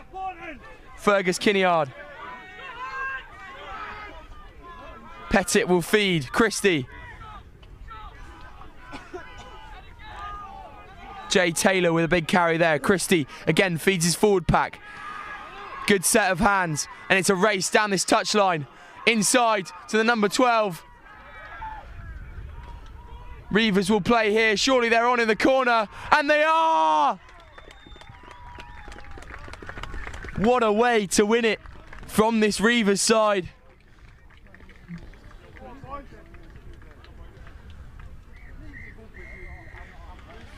And that will be Edinburgh Reivers going through. Fantastic work there from Ross Christie, marshalling his troops into a victory. Very unlucky from the Sherburn boys, but they go on in that Golden Point affair. Fantastic game there. And we'll leave you. Edinburgh Reivers 15, Sherburn School 10.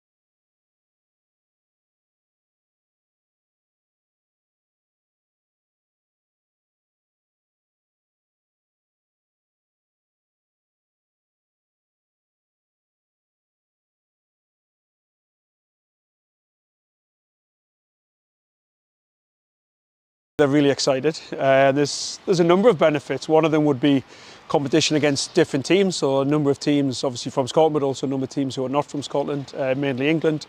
2 or 3 of the really big schools from down south. So we're looking forward to that. Opportunity for the coaches to spend time with the players in a competitive environment. We get a bit in the summer, we get a bit after Christmas, but we don't get a huge amount of competition. So that's great. And then probably the third one is a different format. So we're playing small games. Be interested to see how the players adapt to that. The coaches I know have been going after sort of different tactics to play that type of game. So all in all, it's really beneficial. It's an important part of the calendar for player development in Scotland. It was a really good 2 days up at the school. We went to school at Merkston. Really good rugby. I think the best memories were playing against the English teams, because here, obviously in Scotland, you just play against other Scottish schools, and I thought one of the best experiences was playing against other schools that have play a different style of rugby. I thought that was a really cool experience. Yeah, it was a real great experience, really high pace. That's what I really enjoyed. I felt like you just got in, everyone was full of energy, and you had plenty of time to exert it. It was a really good experience overall. I think it really helps with development, because you're so used to playing like the Scottish system, and then you play against English schools who play a different style of rugby, and I think that really helps our development, because you're playing against guys you've never played against, so you don't have a format right. They're going to bring this, so you don't know what to expect. I think playing just what's in front of you is really important in rugby, and playing against these English schools where you've got no experience against them is really good to develop as a rugby player and just play against different people. So yeah. Yeah, it was really good to get in amongst them. They play a lot more, say, up-front rugby. Their forwards took a lot of control. I felt like in a 20-minute game, it just made it completely different, and really helped our development, I think. This time of season there's a number of injuries as well. 1 or 2 people are prioritising playing elsewhere, so some of the players, the older players, they'll prioritise playing it at the senior clubs, so there's a number of players that are not available. Yeah, it's a great opportunity to get other players, mainly the younger players, into that environment, have a bit of a look at them. And yeah, it's going to be exciting, isn't it? Players from different regions playing against each other. Last year, Burramure against the sort of Edinburgh Reavers was a fairly tasty game.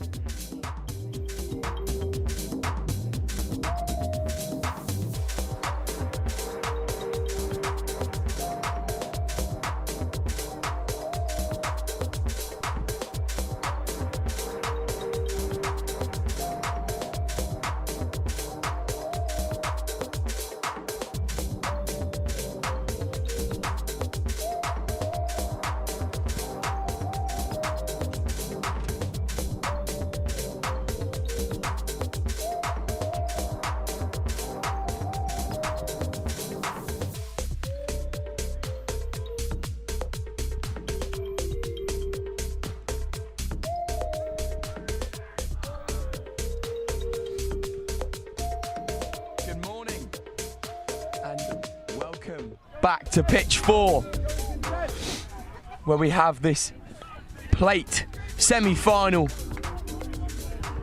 The Giant of England against Giant of Scotland. We have Seaford College against the Glasgow Caledonians. Seaford looking very impressive for the whole of the 2 days. Glasgow looking equally so.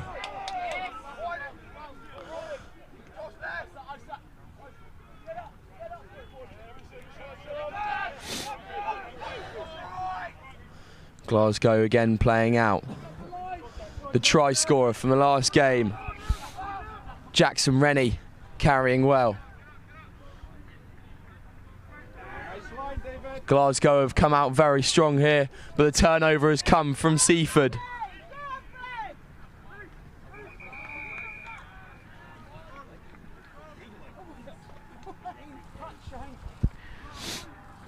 Freddie Richardson that was. I actually used to attend university with Freddie Richardson's brother.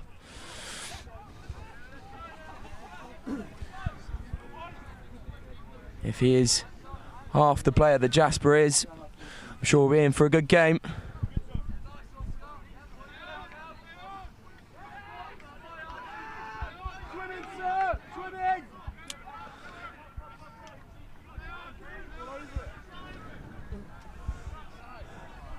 Ball just coming out slightly slowly here, but Seaford have it, and it's a fantastic carry there.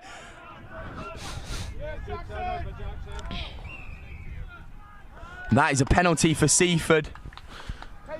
Jackson Rennie just off his feet there.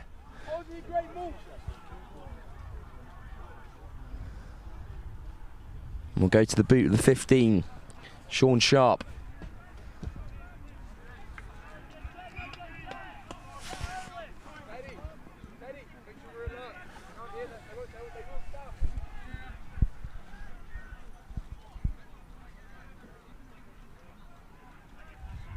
It will be a Seaford throw-in now, bearing down on their Glaswegian opposition now, with a good field position, and they have a chance to attack.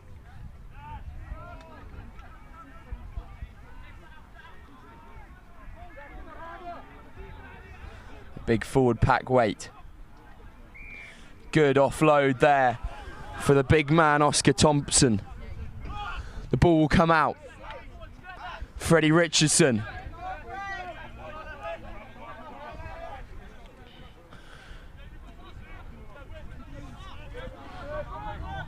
Sean Scrace marshalling his troops from 10 for Seaford College. He will receive the ball again here now. Chooses to go out the boot option. And a great line there from the Seaford man.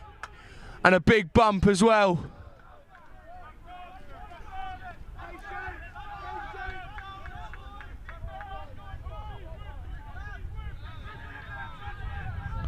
A very strong carry and a try for Seaford College in this massive bowl semi-final. Not quite sure who that was going over the line, but fantastic play there from Seaford College. Bolstering and bruising their way past this Glasgow Caledonian side.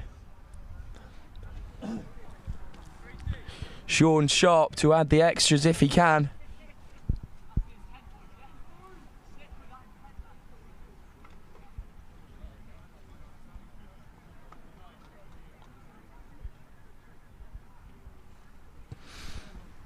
And he does, making it 7-0 to Seaford College.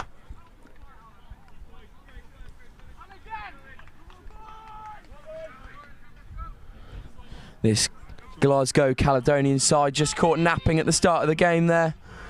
I'm sure they'll come back with full intent though. Oh, you Jilo! Mackenzie again to kick off. Big chase there from Ethan Riley, but too strong. And a great offload there from Elliot Giles. That's a massive carry there from George Chandler. Seaford again with fantastic field position here. Runners coming out of everywhere. Good ball out the back. Just spills out a tad. Glasgow over the top of it.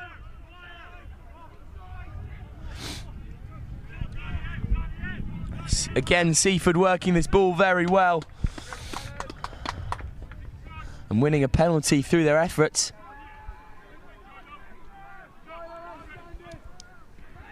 Sean Sharp to find touch again. I have to say, this tournament I've seen a great amount of fantastic kicks and fantastic kickers. I'm sure Sean Sharp will add to that number.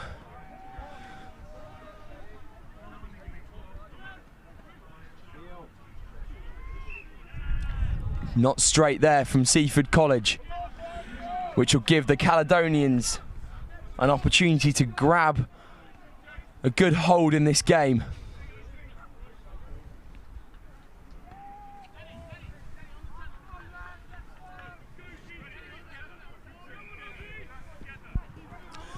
Ashton Young will be waiting at 10.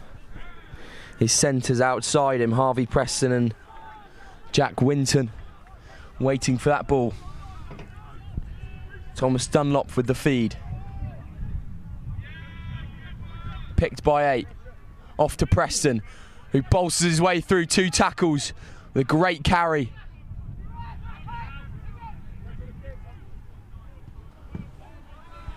Number 15, Adam Mackenzie again clearing his lines.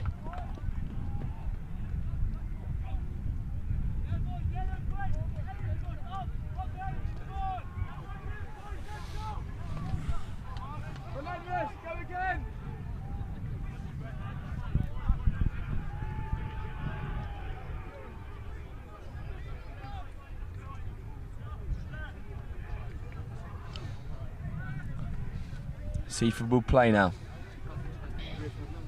With a line out in good territory still. There's an overthrow and the Glaswegians will get onto it. Here's Callum Davis, who's been breaking tackles all day, and it's another penalty for the Caledonians.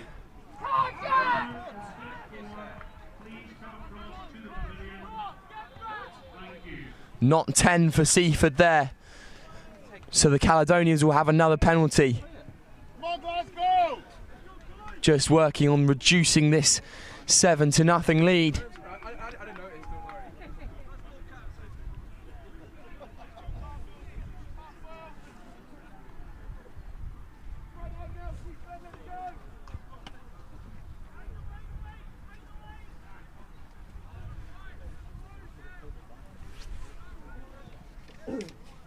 a whole host of academy players here in this Seaford squad. Ealing, Bath and Quinns all being represented here today.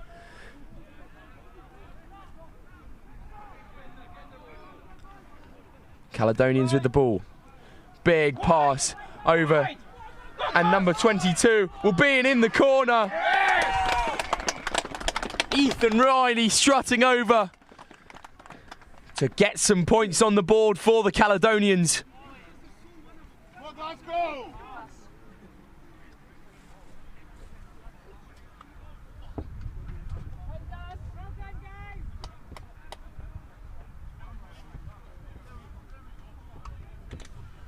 I've just been told by a member of the crowd that that was actually Angus Lunn.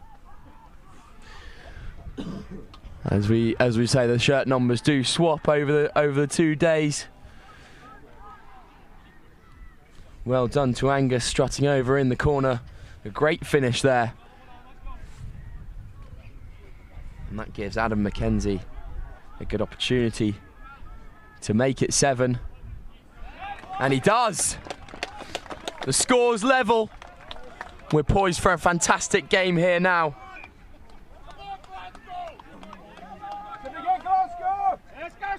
7-all. Here we go. Sean Scrace will kick off.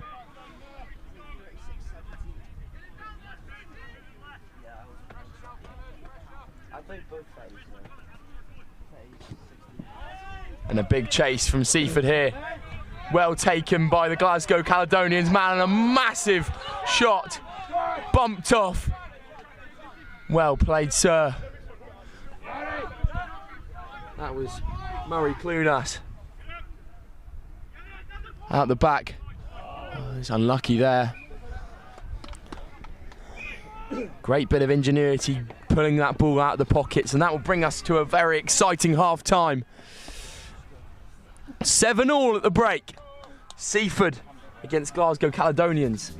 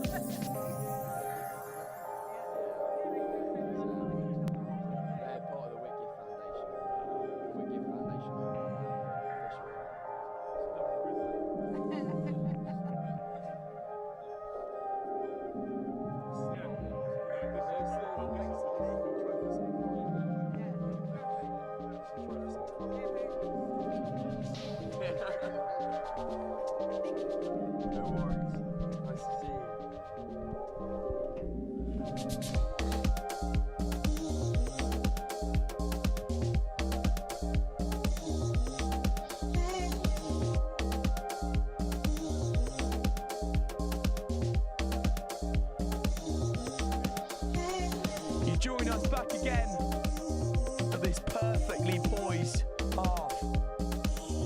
Seaford College and Glasgow Caledonians sharing the points so far, with a 7-all match being made up. Both teams looking extremely exciting, with both back lines really showing what they can do so far.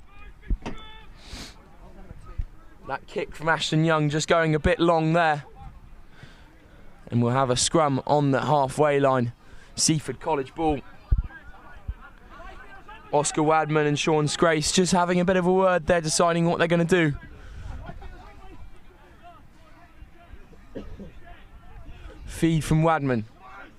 And the pick is wide. Wadman gives to the 15. Sean Sharp. And a turnover for the Caledonians. Brilliant stuff there. Great body position. And they've gone quickly here. Big carry again from Josh Provan. Good offloading here from the Caledonians, but just a slight knock on, and now Seaford can play.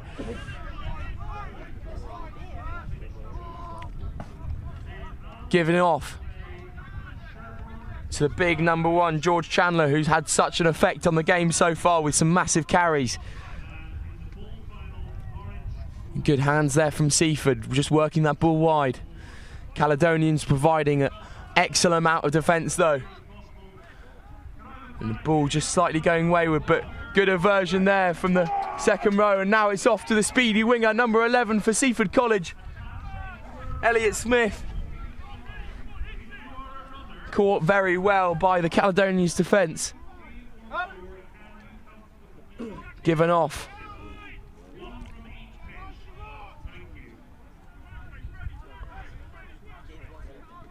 That's a fantastic line from Chandler again, and he will go underneath the posts.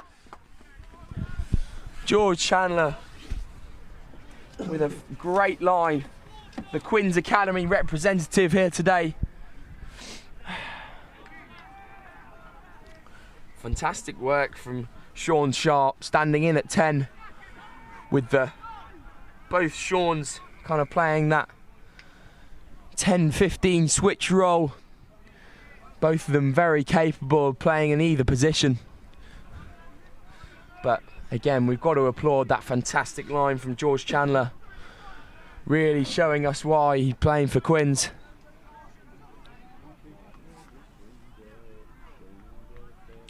Sean Sharp to add the extras here if he can.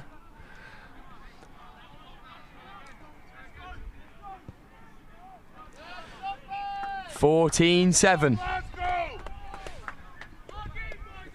Seaford versus Glasgow Caledonians in this trophy semi-final here at Murchison School, would you rather? And it'll be Mackenzie to kick off again, and he's gone short and he's recovered his own ball, and that's fantastic from the Caledonians. Again, big shots coming in from the Seaford College men. Good carry. Daniel Shellard there, rolling through a couple of tackles.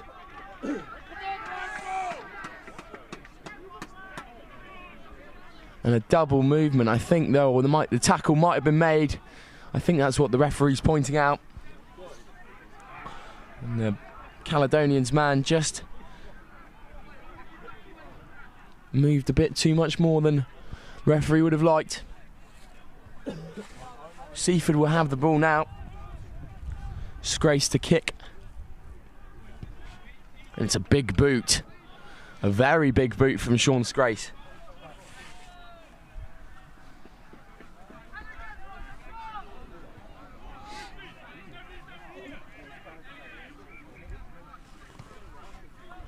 Seaford College line out just off the halfway in Caledonian territory.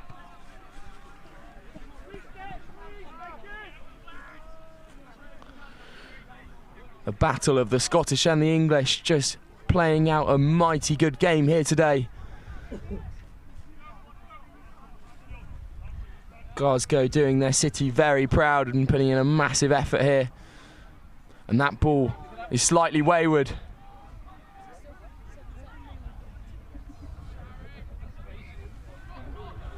From the Seaford College man. Mackenzie to kick, here we go. Can he put that ball up into deep Seaford territory? And it's a good kick from Mackenzie. Great opportunity, great platform here for the Caledonians to play off. Ashton Young at 10, ordering his troops around. We will wait. Callum Davies with the throw. And stolen by Seaford College. And now they will play. Great defence though from the Caledonians rushing up.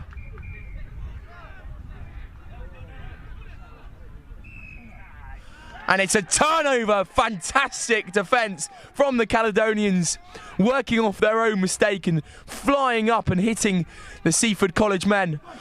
And it's a big carry again. Jackson Rennie, the try scorer in the last game. Ball will be played out again. Mackenzie darting and weaving through this Seaford College defence, beats one. Jackson Rennie again with another huge carry. And the ball will go out the back. Surely they're on here. And it's try time for the Caledonians. Jack Winton going over the line. Great work there from the Caledonians team. Really bringing the fight back to the Seaford College team. Interestingly enough, this is the first time that Seaford College have been on video at this tournament.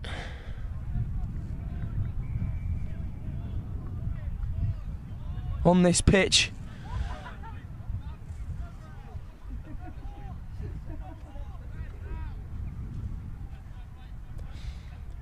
Really going well at the moment. We'll see if Mackenzie can convert the extras here.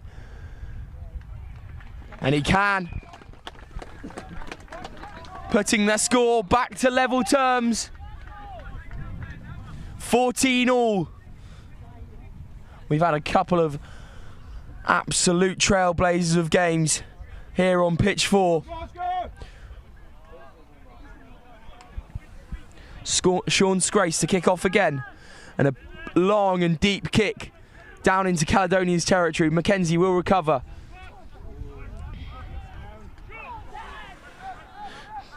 Josh Proven carrying very well.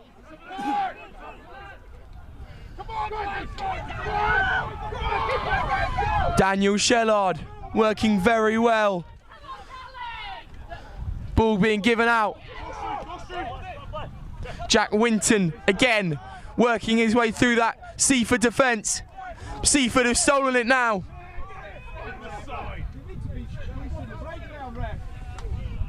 Elliot Giles working well.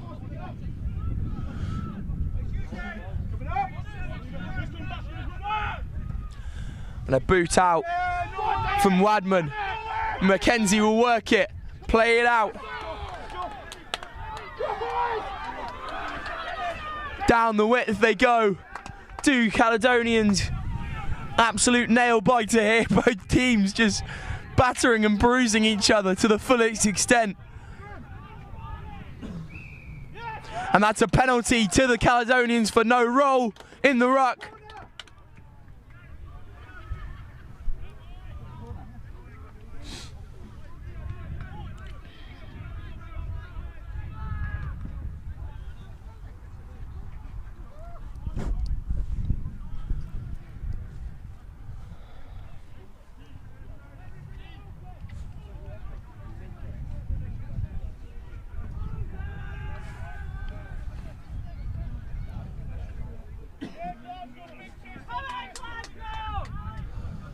And they've chosen to go for the points here. As we're nearing the end of the game, this could be crucial. Adam Mackenzie, the man.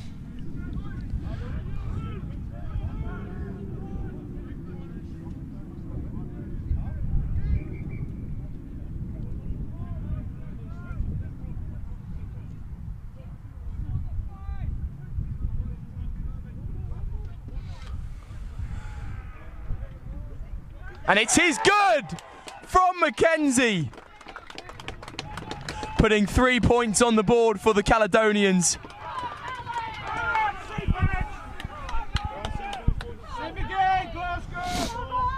Can Seaford respond here?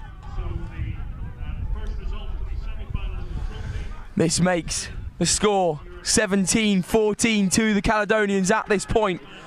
As I say, absolute nail-biter we've had here today. The challenge from the kick is recovered by Seaford. Now they have an opportunity to play. And here we are. Played out the back. Ball fumbling around. And that's a knock-on from Seaford College. Caledonians will be able to play again here.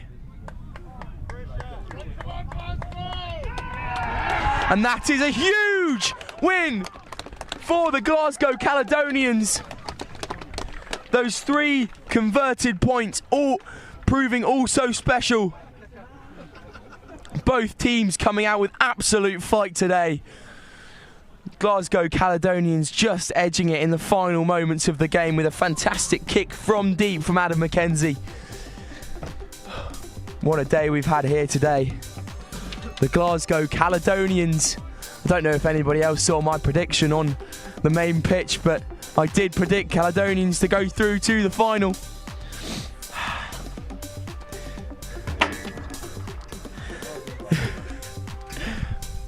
What a great gap match we had there. Seaford very unlucky. We leave you the score being Seaford College 14, Glasgow Caledonians the finalists 17.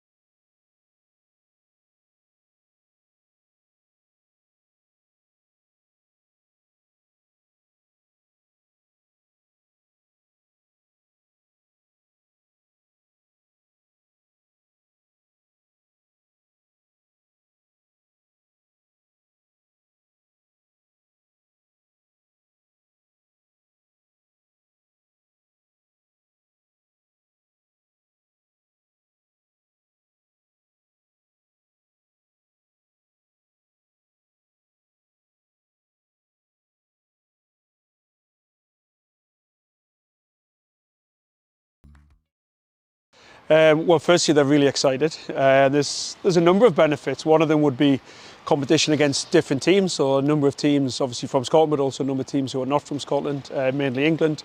2 or 3 the really big schools from down south, so we're looking forward to that. Opportunity for the coaches to spend time with the players in a competitive environment. We get a bit in the summer, we get a bit after Christmas, but we don't get a huge amount of competition, so that's great. And then probably the third one is a different format. So we're playing small games, be interested to see how the players adapt to that.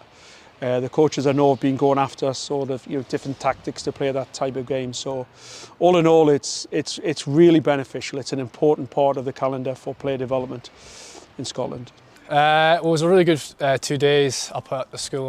We went to school at Merkston. Really good rugby. I think the best memories were playing against the English teams, because here, obviously in Scotland, you just play against other Scottish schools, and I thought one of the best experiences was playing against other schools that have play a different style of rugby. I thought that was a really cool experience. Yeah, it was a real great experience, really high pace. That's what I really enjoyed. I felt like you just got in, everyone was full of energy, and you had plenty of time to exert it. It was a really good experience. The Edinburgh Reivers in this bowl final here at Merkiston Under 18 Rugby Schools Festival.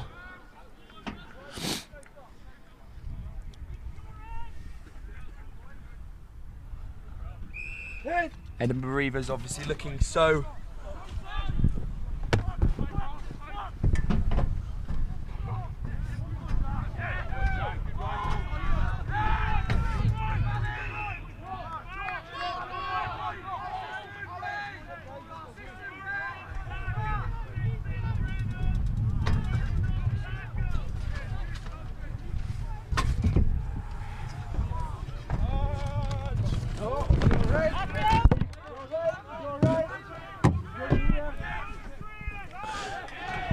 Sorry about the momentary lapse.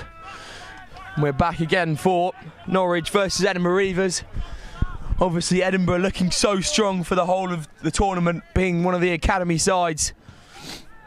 Norwich progressing very well through the rounds to get to this bowl final.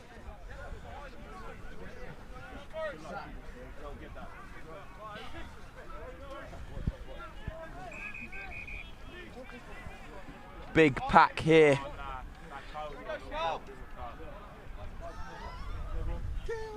For Norwich School.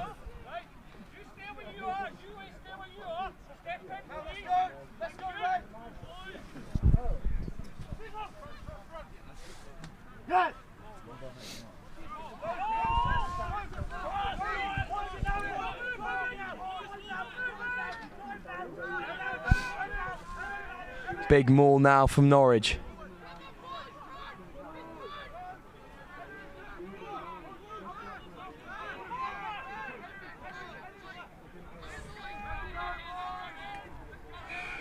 Big pass off to the 13. Sam Leeming.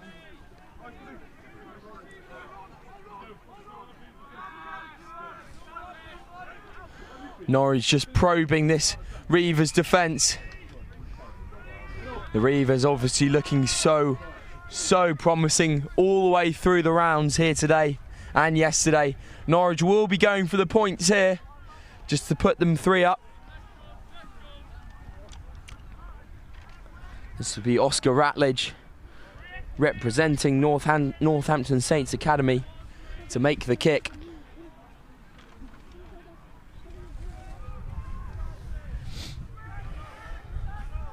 Norwich starting very strong here and in a very good vein of form.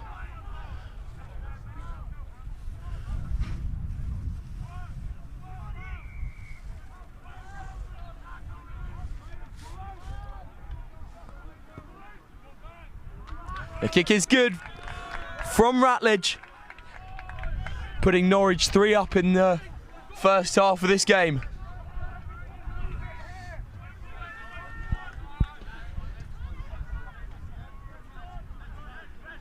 Just like everyone else here in attendance, that I'm banking on Reivers to make a startling fight back in this game as a big shot comes in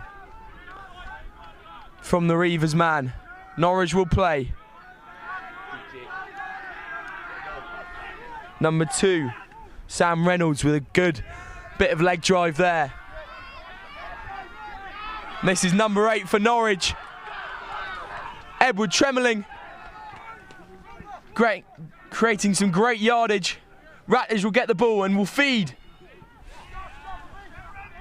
Ethan Ashton, the big outside centre. Ratledge to play 9, off to his second row. Again, another great carry there from him. Ball stolen by Reivers.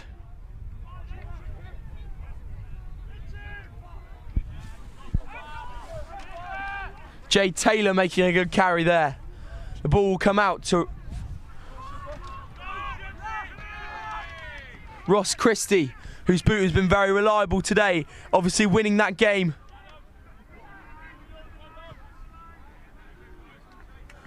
And it's a frantic start to this game with both teams flying out the blocks. Obviously Norwich having those 3 points on the board, but I wouldn't put down the Edinburgh Reivers.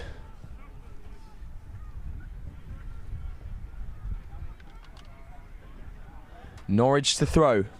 Sam Reynolds, the hooker, will go up and pass to his compatriot, Edward Tremelling. Norwich to feed Ratledge. Now feeds his centres. Just unluckily there, but well caught by the Edinburgh man. Inside ball. Aidan Smith working well there. Ross Christie off to his forward pack again. Gets his hands on the ball, so much does Christie.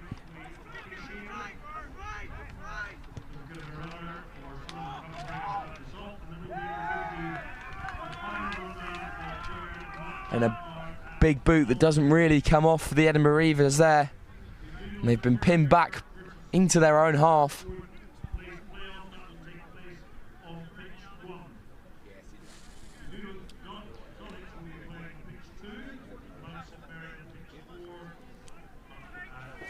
Reynolds to feed the line out again.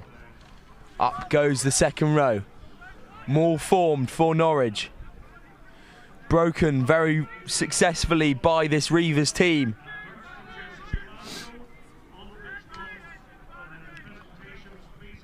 Up to Ratledge, chooses the boot option.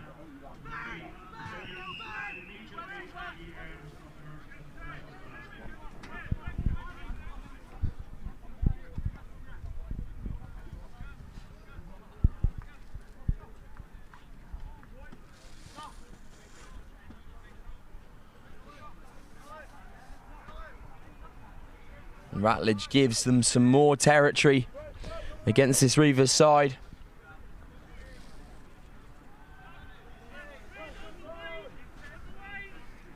Ratledge obviously representing Northampton Saints, as I've already said.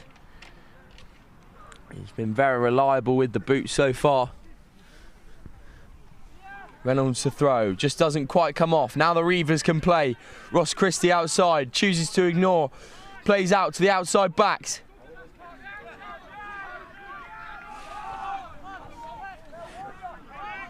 Jack McClay again with a strong carry. Ross Christie passes off to his forward pack. They choose to go blind through Pettit. Now on the outside.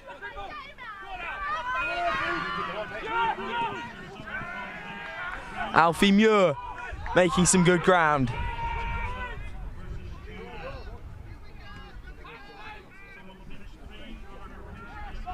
Aidan Smith helping that ball on. Jay Taylor will play 9 in that breakdown.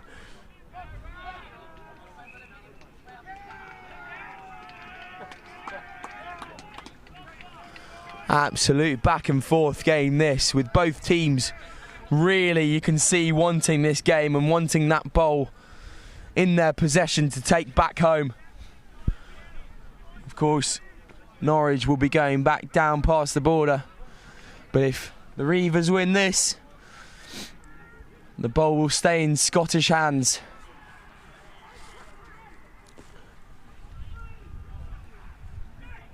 Ed Lewis, the 9 with the feed.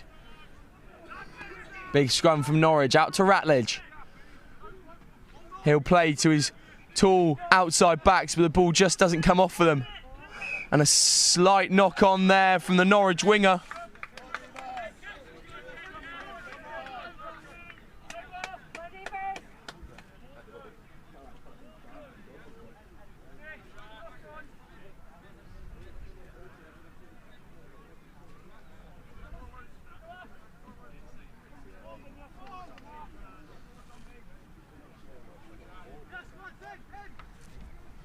Just a slight lull in play here. Unfortunately, Jack McClay, who's having a great tournament so far, has gone down with a bit of a leg injury. Both coaches just rallying their troops now, getting ready for what is to come.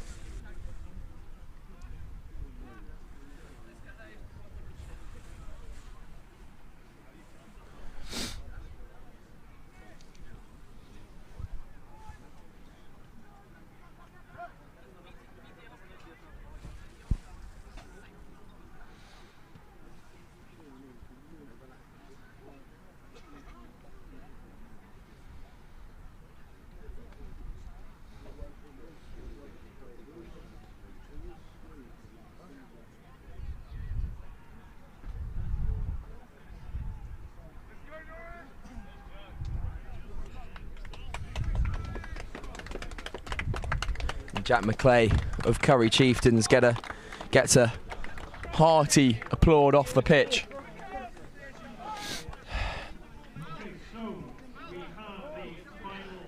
Have to remember here now, the Reivers have that oh so important weapon out on the right width of Ocean Beard. If they can get that ball to him, who knows what will happen. Big scrum here now. Ball comes out. Pettit off to Christie. Goes deep out the back. Ball gets played onto the width. To McLeod. Another try scorer. Pettit gets taken early by Ratcliffe, but Ratcliffe has come through the side of the ruck, and now it will be a penalty to the Reivers.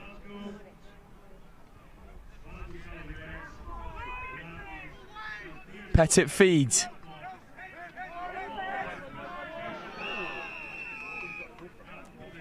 And that will be a penalty to the Reivers.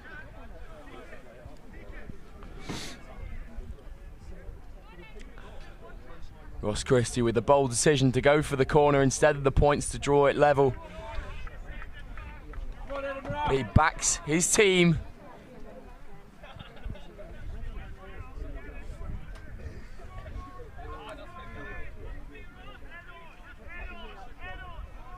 And this is a massive line out for both teams here. Reivers go up. It's a big maul now. But stolen by Norwich. And they will fly away with the ball. But a knock on for Norwich. And that is half time. What a topsy-turvy game we have here, with both teams putting out a full array of skill sets. In the moment, it is Oscar Ratledge's boot that has Norwich 3 points ahead. Half time here on pitch 4. Norwich 3, Edinburgh Reivers 0.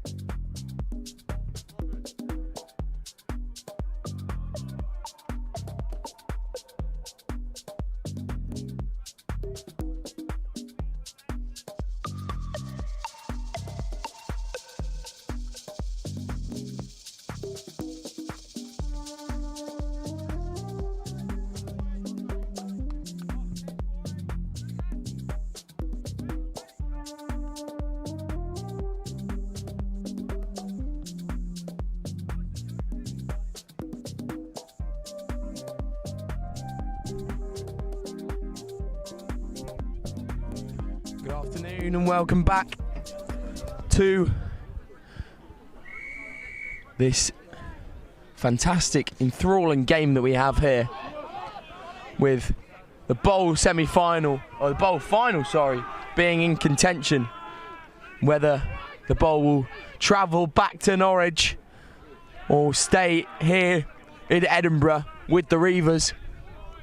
Currently Norwich are 3 points up thanks to the boot of Oscar Ratledge, but I'm sure that Edinburgh Reivers will have something to say about that, as Fergus Kinneard does well. And now Connor McLeod is through. He could be in. He is in! What a try! That is a fantastic bit of skill from Connor McLeod to beat one on the outside and then use his boot to chip him over. What a try that is. Take a bow, Connor McLeod.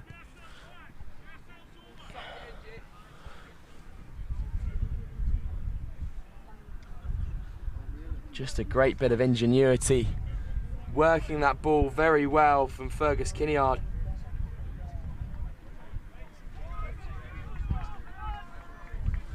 Working it out wide to one of two of their pacey wingers, the other being Ocean Bird.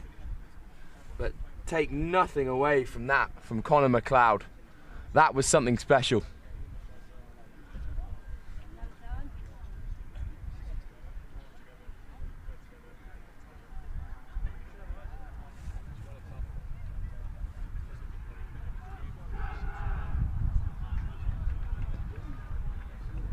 Ross Christie there just converting the extras to put 7 points, a full 7 points on the board for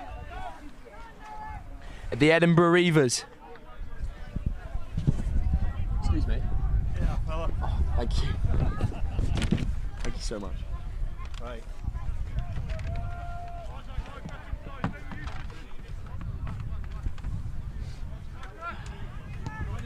Norwich to kick off again through Ratledge, sorry. And Reivers will do well, bringing the ball back to the faces of this Norwich school team. But fantastic hands again from the Reivers. It's that man again, Cameron Grant, who has carried so well today. Ross Christie just knocking that ball on there, unfortunately. But a great break again from the Edinburgh Reivers. Cameron Grant has been so impressive today, representing Peebles RFC. Making a lot of yards and a lot of good carries. Be Ed Lewis with the put-in. Ratledge waits, just off the scrum. Ratledge will play, give out. Here's the big 15, Ollie Ship.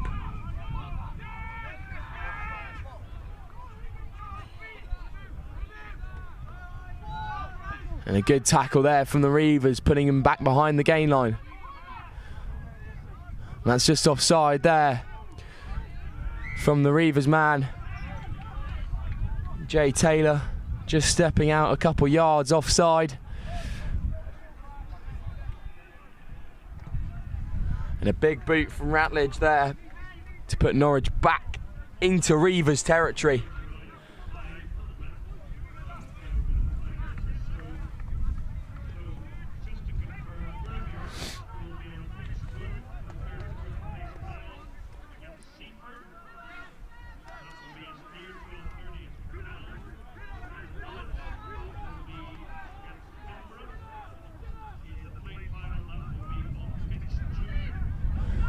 And here we go. Here is Norwich working their way through this maul. Can they find a gap? Another big carry from Casper Foden.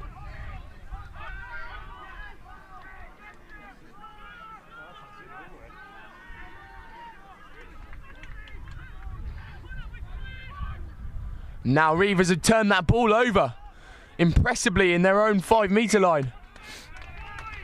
Offside from the Norwich school team gives Reivers a bit of breathing room.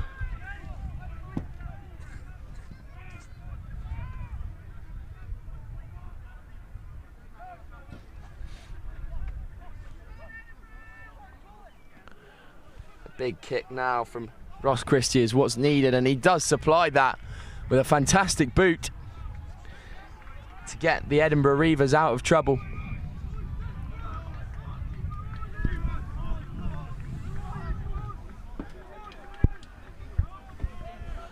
The Edinburgh Reivers 7-3 up here in this absolute nail-biter that we've had today. 3 games all in succession have been absolutely enthralling, and the overthrows there. Norwich have a chance to attack. Ratledge spins out. That's Ethan Ashton on the ball. And another big turnover in their own half by the Edinburgh Reivers. Just so good over the ball in their own 22. Stop watching it.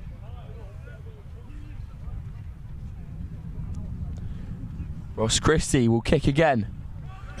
He's applying a big boot again. Does Ross Christie.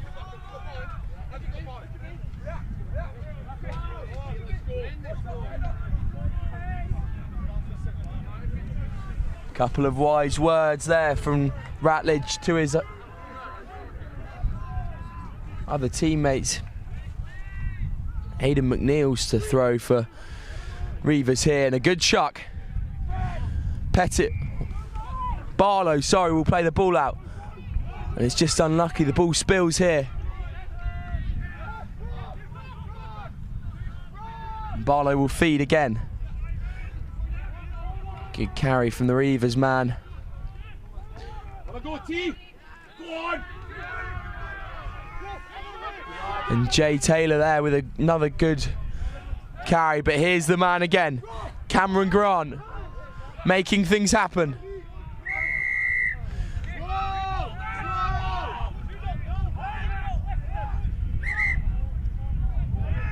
And it's a crocodile roll from the Reivers, which in regulation isn't allowed anymore.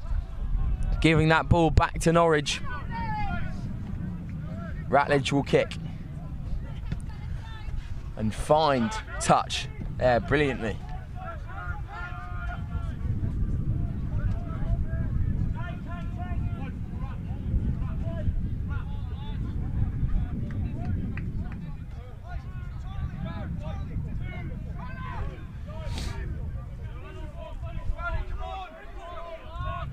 Sam Reynolds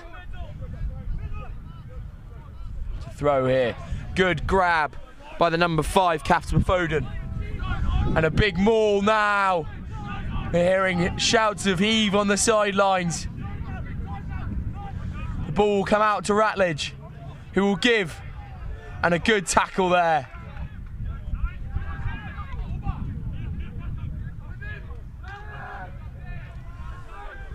Isaac Francis with some good dancing feet there. Reynolds to carry.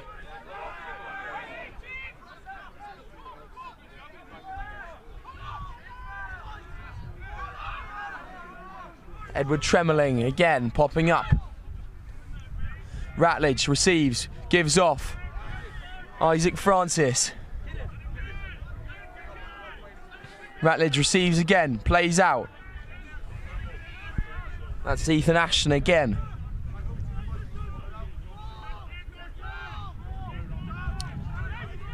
Norwich just trying to pound their way through this sturdy Edinburgh Reivers defence, but that's a good rip there from the Reivers, and now they can play out. That's George Barlow there, keeping that ball safe. Now Jay Taylor.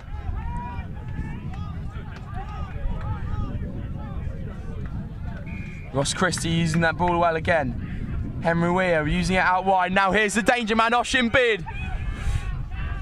Good clear out from his teammate. Really impressive to see Ross Christie and Henry Weir both on the field at the same time, working some magic. Ross Christie goes through. Giving out. Harry Weir over to the try scorer, Connor McLeod.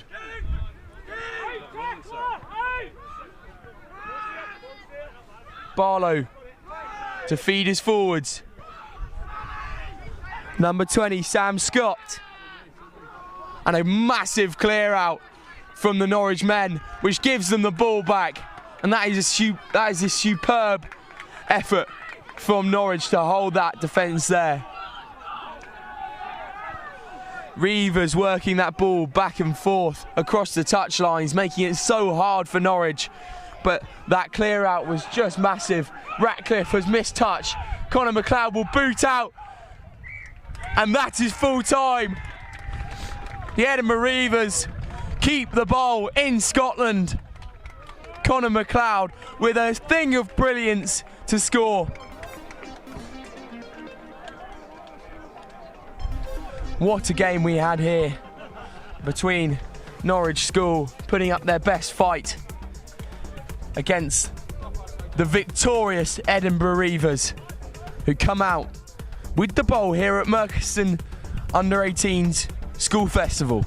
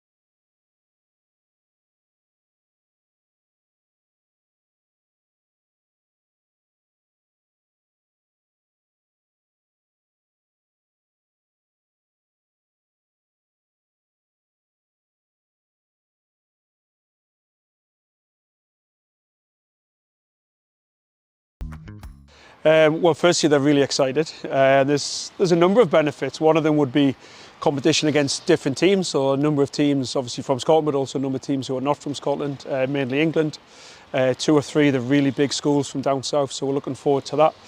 Opportunity for the coaches to spend time with the players in a competitive environment. We get a bit in the summer, we get a bit after Christmas, but we don't get a huge amount of competition, so that's great. And then probably the third one is a different format. So we're playing small games. Be interested to see how the players adapt to that.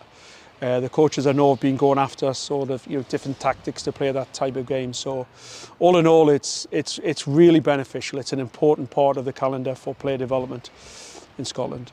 It was a really good 2 days up at the school. We went to school at Merchiston. Really good rugby. I think the best memories were playing against the English teams, because here, obviously in Scotland, you just play against other Scottish schools, and I thought one of the best experiences was playing against other schools that have play a different style of rugby. I thought that was a really cool experience. Yeah, it was a real great experience, really high pace. That's what I really enjoyed. I felt like you just got in, everyone was full of energy and you had plenty of time to exert it. It was a really good experience overall. I think it really helps with development, because you're so used to playing like the Scottish system, and then you play against English schools who play a different style of rugby, and I think that really helps our development, because you're playing against guys you've never played against, so you don't have a format right. They're going to bring this, so you don't know what to expect. I think playing just what's in front of you is really important in rugby, and playing against these English schools where you've got no experience against them is really good to develop as a rugby player and just play against different people. So yeah. Yeah, it was really good to get in amongst them. They play a lot more, say, up-front rugby. Their forwards took a lot of control. I felt like in a 20-minute game, it just made it completely different and really helped our development, I think. This time of season, there's a number of injuries as well. 1 or 2 people are prioritising playing elsewhere. So some of the players, the older players, they'll prioritise playing it at the senior clubs. So there's a number of players who are not available. Yeah, it's a great opportunity to get other players, mainly the younger players, into that environment, have a bit of a look at them. And yeah, it's going to be exciting, isn't it? Players from different regions playing against each other. Last year, Burramure against the sort of Edinburgh Reivers was a fairly tasty game.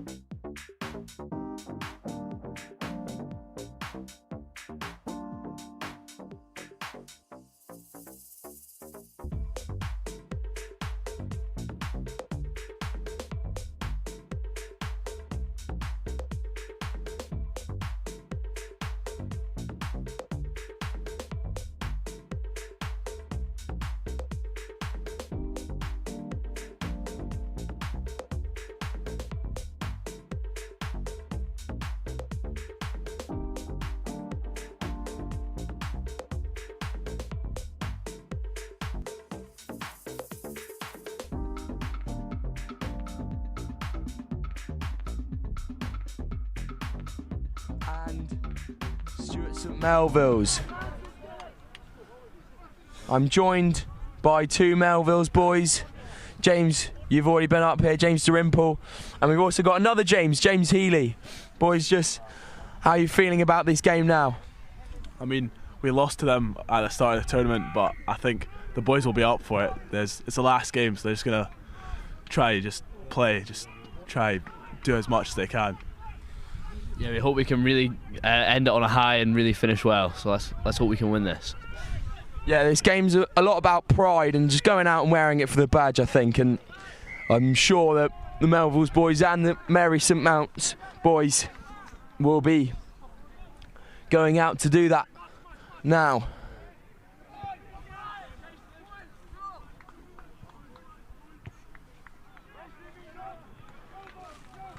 And Mary St Mount's starting very fast with a good chase on their kickoff.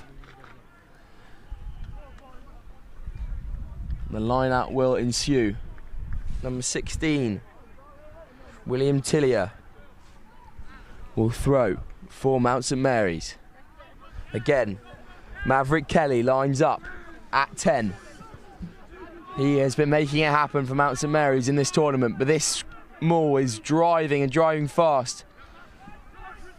And the ball will be going over the line for Mount St Mary's. A strong start for them and a massive bit of forwards work. James, we talked about kind of setting the game to your tempo in the last game that you were here. The boys haven't really listened, have they? Well, I mean, it's the first few minutes. It can always go wrong in the first few minutes, but there's always time to change it around. You just need to stick to your processes and just believe in the system. Yeah, it's very true. Believing in wise words will always help. But Mount St Mary's just edging it in this first 2 minutes of the game.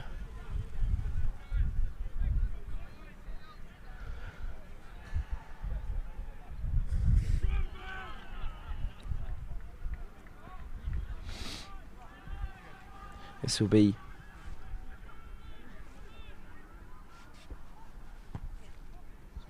Dimitri Devandrani with the kick, which just goes a bit array, which leaves Mount St Mary's 5-0 up.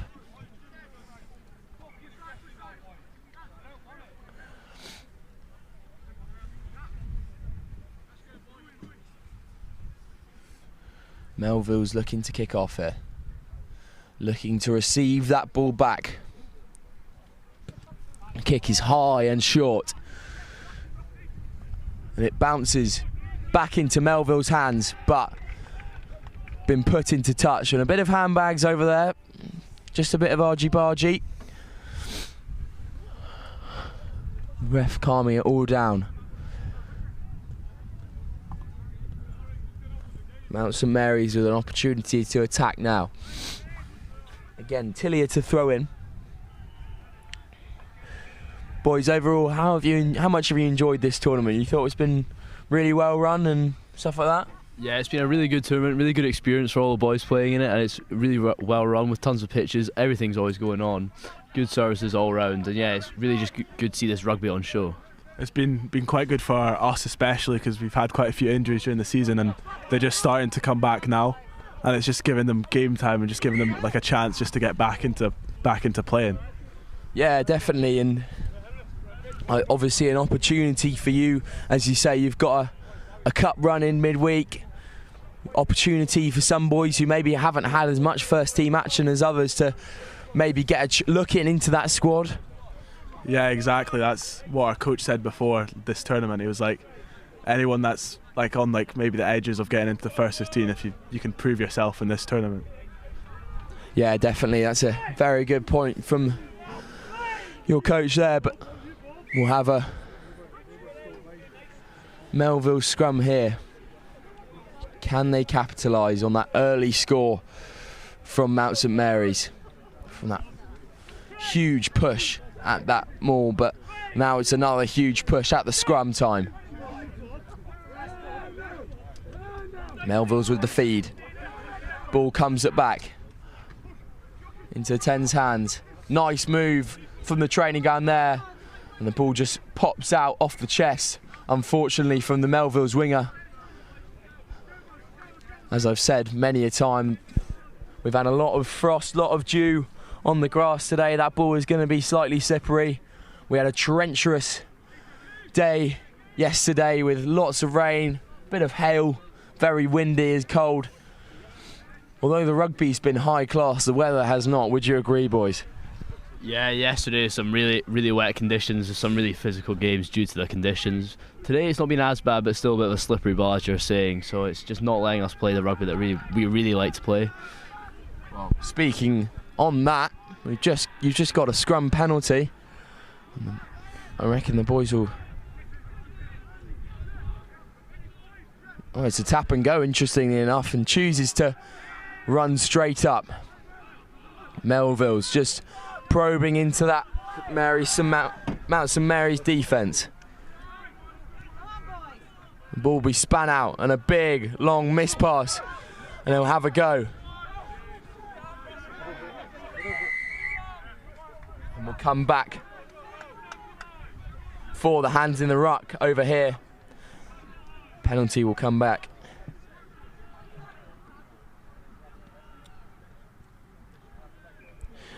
Now, James, I asked James when he was over here on pitch 4 earlier, but do you have a prediction for the final? What, for the trophy final? Is it Merkston v Glasgow Caledonians? Glasgow. Stumel played Glasgow earlier. They're a very strong team. Looked good. Murky have been playing well throughout the tournament, well all season. So I'm not sure. I think it'll be a really tight encounter, but not sure who'll. James Healy sitting on the fence live on Next Gen. There we are. James, has your opinion changed for the final yet, or are you still backing Merkiston? I'm still backing Merkiston to win, if I'm being honest. Like the Glasgow team, they have good players, but I don't think they're as well drilled as the Murky team. They're not as much of a team, I don't think. Well, we will see at 1 o'clock. Tune in for the cup final, the trophy final, over on pitch 1. Will also be covered by Next Gen after this. And we just have a player down, bit of a lull in goings on. I think it's a Mount St Mary boy.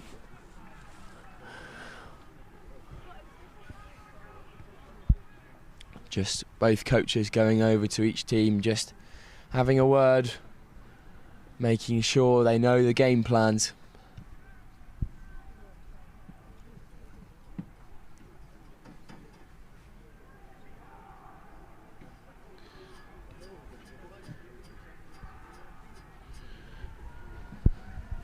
There's also another game live on Next Gen right now, which is Boremuir versus Seaford over on pitch 1.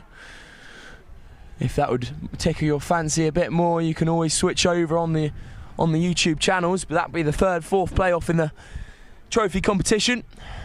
We have the 7th place playoffs right here with Stuart's Melville against Mount St Mary's. Mount St Mary's currently 7-0 up with a big try from their forward pack, trundling along and breaking down. 5-0. I've just been told from the crowd that the kick was not sunk. Trundling along, breaking down that Stuart Melville's defence, and we have a round of applause for the player coming off in this Mount St Mary's game. But a big scrum now for Stuart's Melville.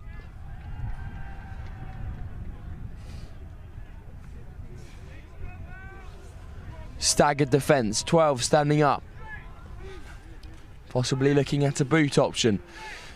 Mount St Mary's will scrum. Ball's just knocked on, unfortunately, by the Stuart Melville's 9.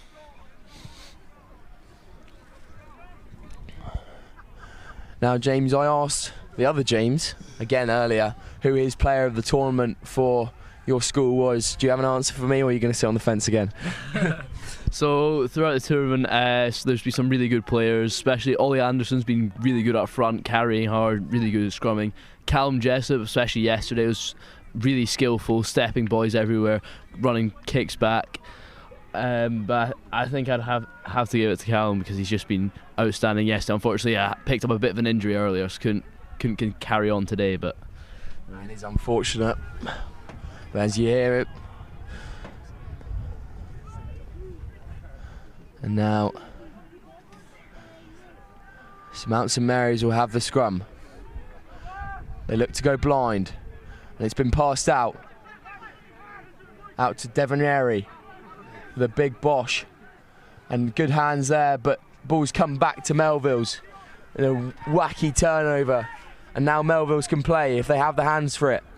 Big tackle there on the defence. We'll come back for the knock on for Stuart Melville's. Another scrum down. Melville's ball.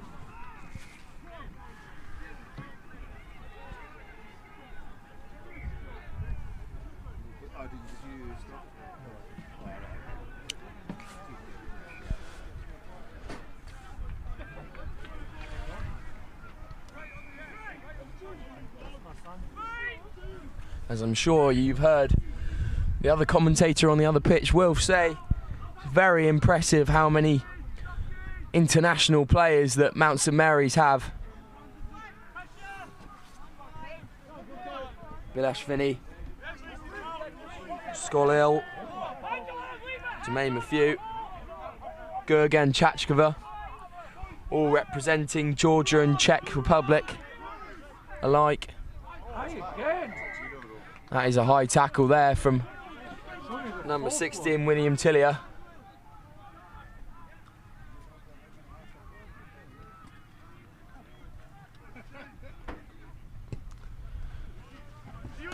Big boot there.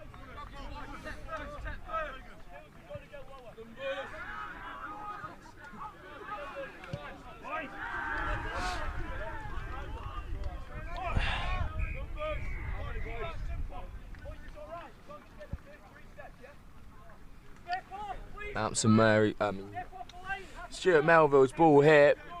Good bit of territory. Seeing if they can conjure up something interesting here.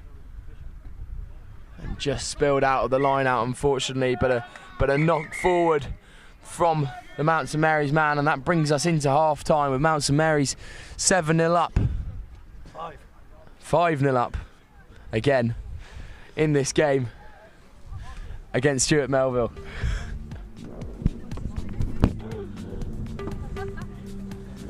I forgot the kick.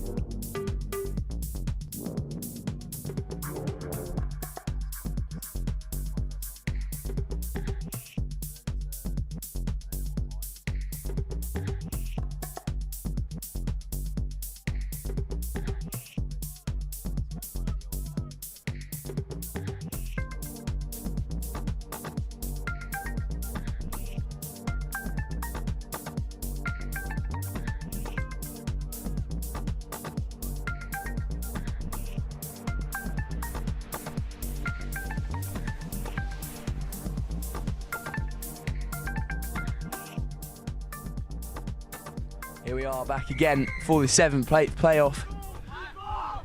Mount St Mary's 5-0 up against Stuart Melville's. Boys, what do you think the message in the half-time team talk would have been? I mean, I say this quite a lot, but I'd still just stick to the processes. Don't let them rattle you. Don't let them change what you're doing, and just bring physicality, bring some energy to the game, because I think that's what we've sort of been lacking in the first half.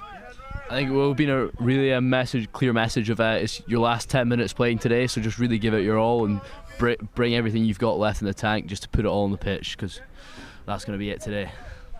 Yeah, I think that's probably very correct, boys, and it's kind of like wearing your heart on your sleeve and doing all you can for your school.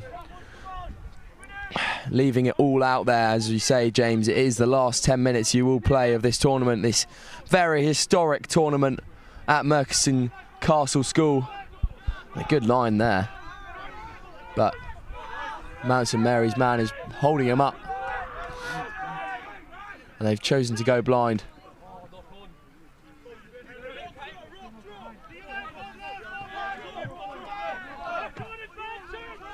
And we hear a knock-on advantage now as Stuart Melville's will play.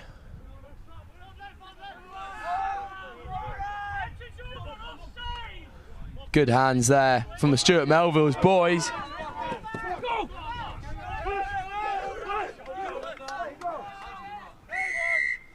And we'll come back.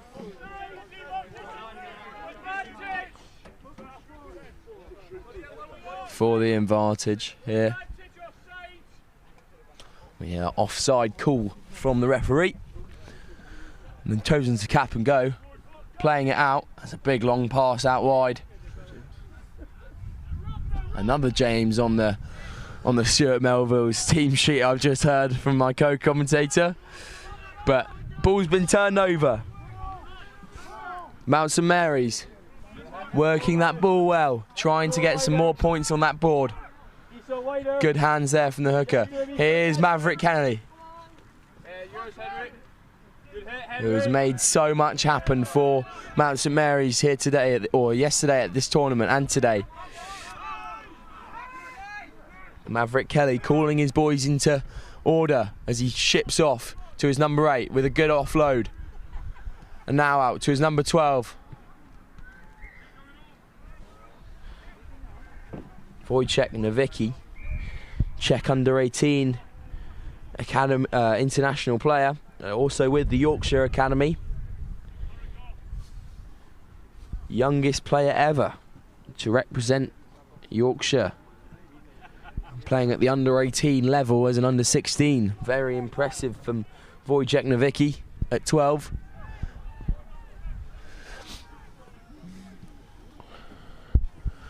As again, you've got to applaud the amount of Eastern European talent that Mount St Mary's have on display here today. That ball comes out for Melville's.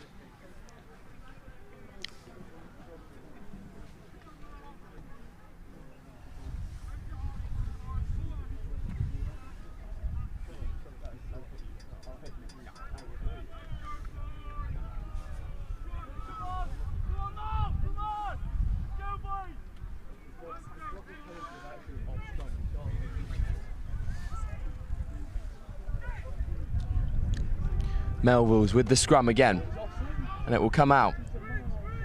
Good hard line, ran with intent, but Wojciech Nowicki had other ideas there. And a big boot over the top. Mount St Mary's will receive. Off to Maverick Kelly. Can he make something special happen again here?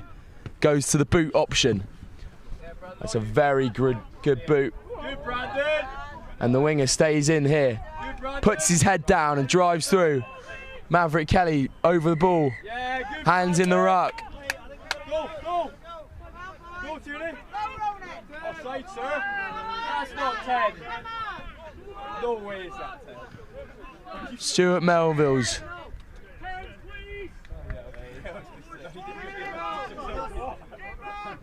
And Mount St Mary's just pinned there for not being 10. Really good play both sides of the ball there, boys, don't you think? Yeah, I think that's good. We just need to focus on the little things and the rest will come. Just the basics maybe haven't been as good as they should be this game, but I mean, if we focus on that, the rest will follow. Yeah, we're really picking up the pace here, hoping to play with a bit more intent and try and get a try here.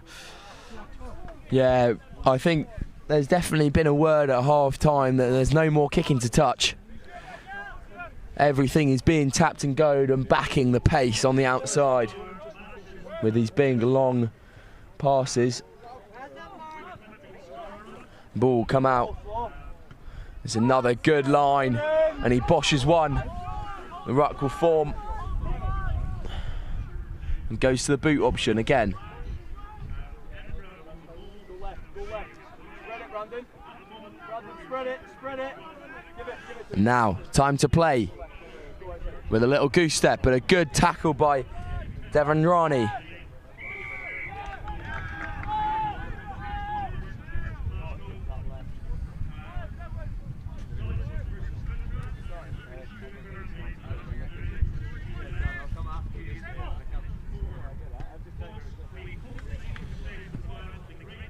And that will stay in for Melvilles. Does he have the gas?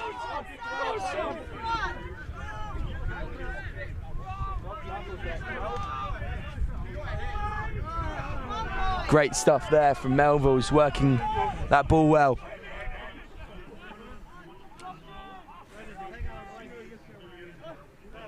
And now Bill Melvilles out on the width.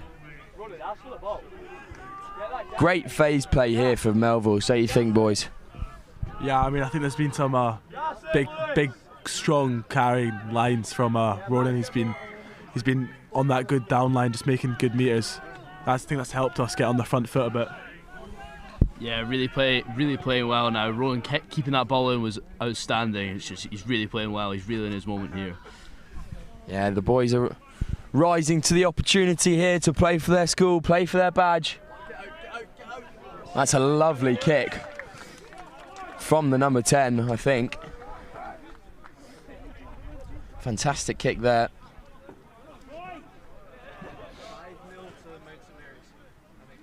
And it could be 7. No, it's not 5. Definitely 5. Stuart Melvilles have an opportunity here About 2 minutes. to go 7:45. 7 up. Or 7 to the good even. As there's only 5 points on the board at the moment. Just unlucky with the throw there. Now Mount St Mary's can play out. Good chain of offloads here. And another one. Do they have the gas? Oh, just a great tackle there actually from the Melvilles man. And it will be a knock on. Just not falling for the dummy there and sticking to his man.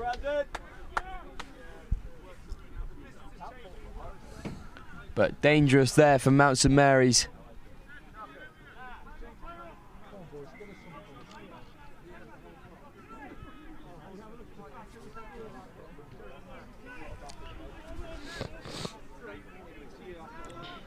And will be a pick from 8.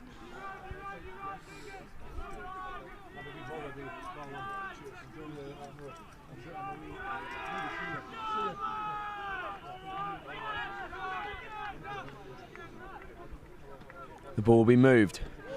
Oh, and it's just an interception from the number 14, Sebastian Lucina.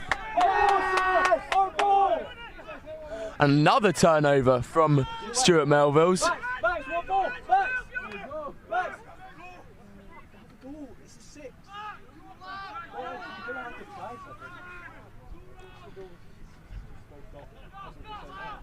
A big carry there from the Stuart Melvilles forward.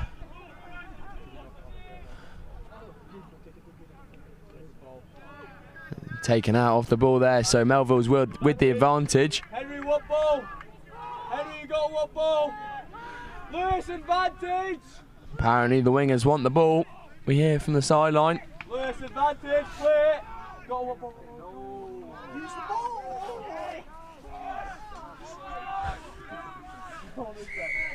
Crowd getting slightly aggravated down here in front of me. How can... Boys, what do you think, if you were the coach here, what would be the instruction now in this final few minutes of the game? Just to make sure these boys can get some points on the board. I mean, I think just go for it. Just try things. If it doesn't work, it doesn't work, because we're down by 5. We may as well just go for it. Just try go for risks and just play. Yeah, I think we need to play with a bit of pace, get it wide. That's where we're finding the gaps and just try and play our rugby, play our brand that we want to show. Yeah, I think definitely is As James said in the game before, setting your own tempo and playing that width-to-width ball has been a real strength of Stuart Melville's today, but just hasn't come off in that final third. We'll see what happens here as the ball gets intercepted again by Mount St Mary, and a bit of handbags at the end there as the final whistle goes. But Mount St Mary will take the victory in this 7th place playoff as we hear that final whistle for the final time here today on pitch 4. I've been Sam Bork, thank you very much for listening. Mount St Mary's 7, 5. Mount St Mary's 5, Stuart Melville's 0. Thank you very much.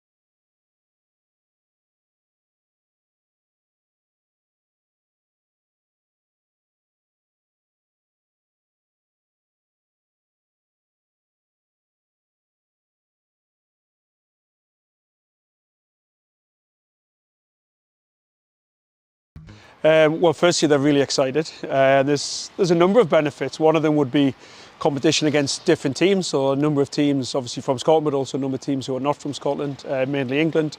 2 or 3 the really big schools from down south, so we're looking forward to that. Opportunity for the coaches to spend time with the players in a competitive environment. We get a bit in the summer, we get a bit after Christmas, but we don't get a huge amount of competition, so that's great. And then probably the third one is a different format. So we're playing small games, be interested to see how the players adapt to that.